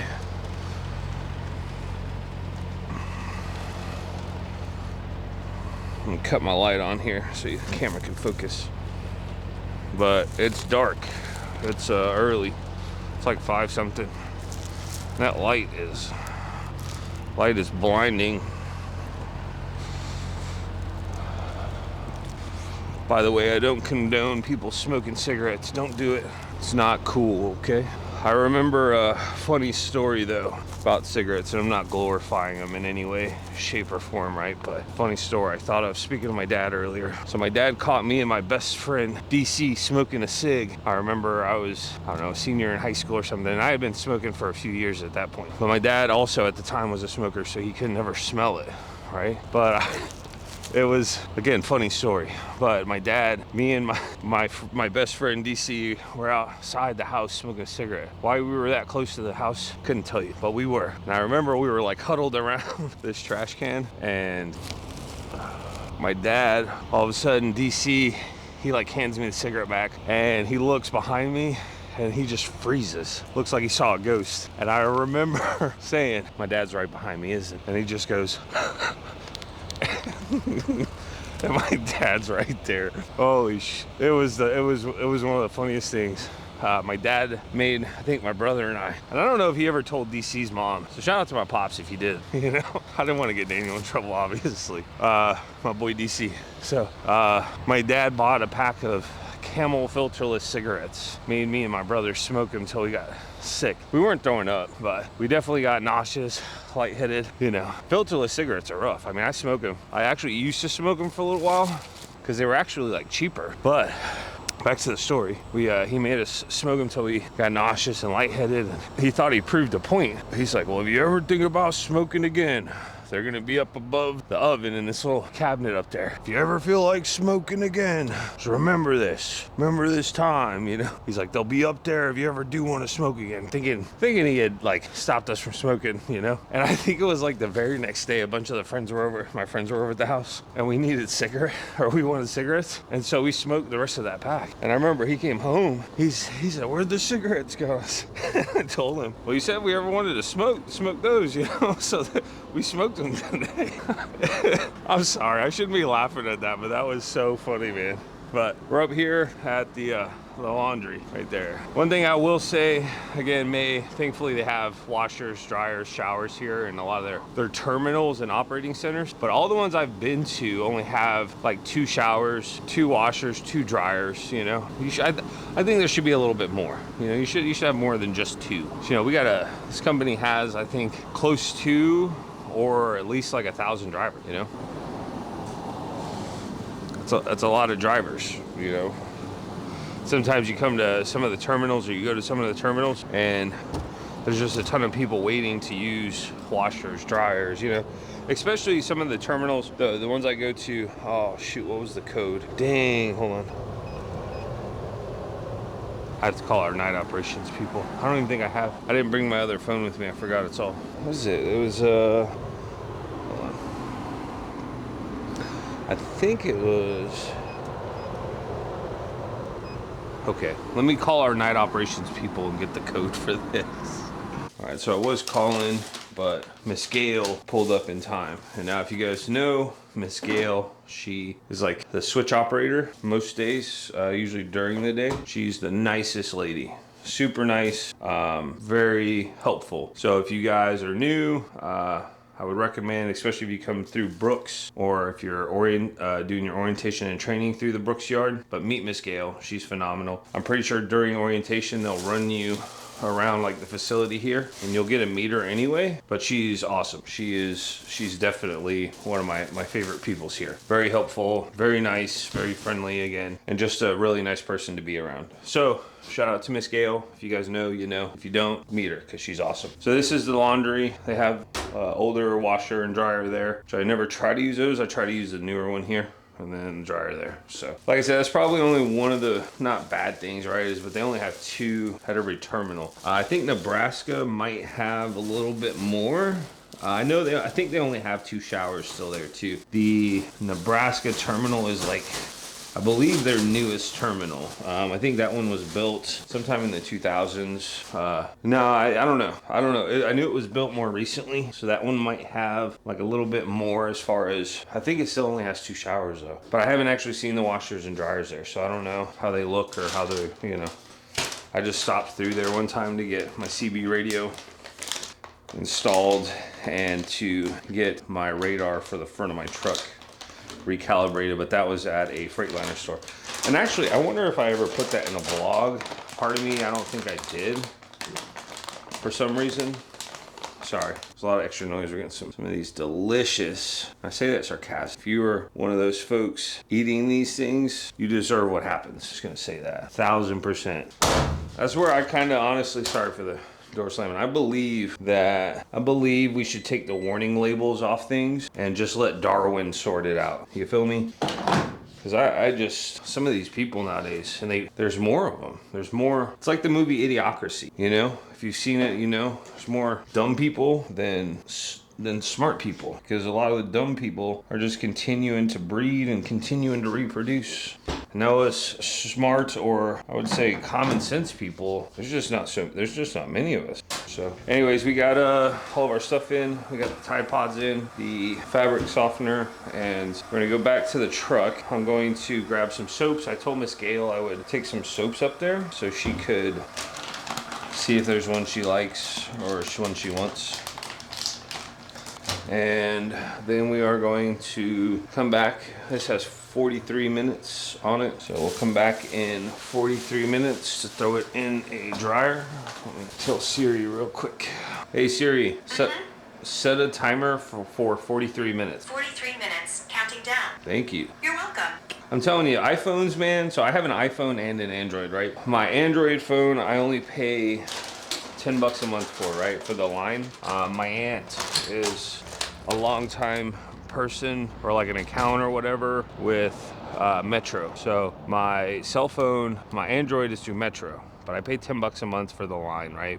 She just has me added to hers. I send her, you know, $100 every so often, and it just pays my phone for her. I've had that one for a year now. Paid the same amount of money as I did for this iPhone. It was a $350. It was like almost $400 Android phone, right? And it is just crap. It is bad. It is not intuitive. It's so slow, sluggish. There's like this mad delay between anytime you try to get it to do something, the phone just like lags out, and it's horrible. But my iPhone, which was, this one's an iPhone 13, so again, paid the same amount, I think this one was like $400, something like that, 400. And it's just, their operating system is just so much better. It really is. It's great. So we like I said, we're gonna head to the truck. I might grab my wallet because I do need to walk to the Pilot across the street and grab some stuff, like a coffee this morning and a couple other things. I should have helped her up the door. So that's Miss Gail's Jeep. If you're ever here in the Brooks terminal, that's her Jeep. Again, that lady's a saint, all right? I mean, you guys mess with her, I'm coming after you, all right? Just so you know. She tells me one day, one of your YouTube subscribers or people who watch your channel are coming after you, I'll hunt you down. Just know that. I will hunt you down, I will find you, and I will John Wick your ass, all right? I'm just kidding. But no, for real though, be nice to her. She's a really nice lady. So let's head back to the truck. Like I said, we are all the way in the back over here, all the way in the back. So we're gonna get to the truck, grab my wallet and my soaps, put my laundry stuff away, and then go talk to Miss Gail, go grab, again, some stuff from the store, and go from there. All right, so stay tuned, dudes. All right, we just went into the office, hooked Miss Gail up with a bar of soap for my pops, which again, if you guys are interested in some all natural like soap, gotta check out my pops' company, Hideaway Soaps Company, on Facebook. You can order them, he'll get them sent out to you probably the day after ordering, I would think. He's fairly quick with it, so he wants to get it to people as soon as possible. So I would imagine something the day after you order, he'll have it sent out. He has a ton of different scents, so if you want to get something for your girl, maybe. All the chicks so far that, again, through the office that I've let pick some out, love all the smells of them. He's got some really cool and really nice smelling ones, but again, check them out, Hideaway Soaps Company. And yeah, but we're gonna walk over here to the Pilot and we're gonna grab me a coffee, a couple other things, and then I'm gonna get Miss Gail, again, the lady that runs our switch, get her a hot chocolate. So she didn't want any coffee this morning, so we get her hot chocolate. But like I said, Miss Gail, if you guys ever are here in Brooks around this time earlier in the morning, she usually gets here sometime before 6 most days. I think she's like 5 days a week kind of thing. But she works mornings, afternoons up to evenings, and then she's gone. But if you ever get a chance and you haven't met her, I highly recommend meeting her. She's the voice of the switch when you call, you know? So she's really nice. And again, if you mess with her, coming after you, just know that. So we're here, I'm gonna turn my light off, heading across the street to the Pilot over here. Now this street is dangerous sometimes. It's like playing leapfrog. Trying to get in here. We're run. There goes actually one of our trucks right there.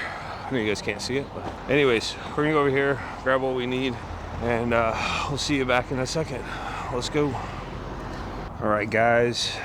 We are outside of the laundry waiting for our clothes to dry. We have about 40 some minutes, so I'll probably end up walking back to the truck. But I do want to say thank you guys for watching the video. Today, after we do this, we're gonna take a shower, go to Walmart. I need to go grocery shopping, and I'm looking at maybe getting a new GoPro, so that way we can get kind of a POV angle of me doing other things, and then have the camera as another angle. So but yeah, we're gonna do the Walmart run. I'm gonna get a video uploaded today, which is actually the reason for this little particular clip, is this will be our last one of this video. So if you're watching this, you made it to the very end of the vlog. It's about 6 days worth of footage that has been very productive. It'll be a little bit of a longer video, so again, if you've made it this far, thank you guys so much. We will resume essentially where we are leaving now in the next video. So it'll be us heading out tonight, heading towards Puyallup. But again, thank you guys. I do also want to say thank you for the awesome growth we've had on this channel. Thank you for the likes, the comments, the subs. Also, shout out to everybody. We've been getting a lot of comments from a lot of people that are starting with May Trucking Company. Some of you guys have soloed out officially. I remember one guy soloed out of Brooks, and some of you guys are going to different places. But Good luck out there, guys. Hopefully we'll see you at one of our terminals or somewhere on the road. I think that's Tom just coming by from orientation. Sorry, I just saw Tom. But if you guys have been through Brooks, you know Mr. Tom in orientation. He's a shorter, stocky dude. And but anyways, yeah. So to everyone starting with May Trucking Company, congratulations. I will say it's been an absolute pleasure working here for the last 2 months. Again, you know, as I probably mentioned in a clip earlier, we are going to be making some changes come, you know, the end of March or April. We're going to be making some changes, but nonetheless, I have enjoyed my time here so far. Also, keep an eye out. We're going to be doing a review video, a 2-month review video of May. We might upload that as well today or sometime soon. You know, we're going to do a review of my experiences so far and what you guys can kind of come to expect working here and how it's been for me so far. So, but thank you guys again for watching. Be sure to give the video a big thumbs up. Subscribe to the channel if you are new. Also in the description down below, I'll put my referral code. Be sure to use me as a referral whenever, if you guys are considering working for May. May is a great company, again, especially for rookie/entry level drivers. So if you're fresh out of CDL school and you have a little bit of common sense, definitely check out May and use my referral code. I'll put it down in the description below or somewhere on the screen because I'm learning how to do that as well. So thank you guys again. We will see you back here tonight once we start our pre-trip to head up to Puyallup, Washington. So stay tuned. Again, thank you guys so much, and we'll see you in the very next video. Peace out.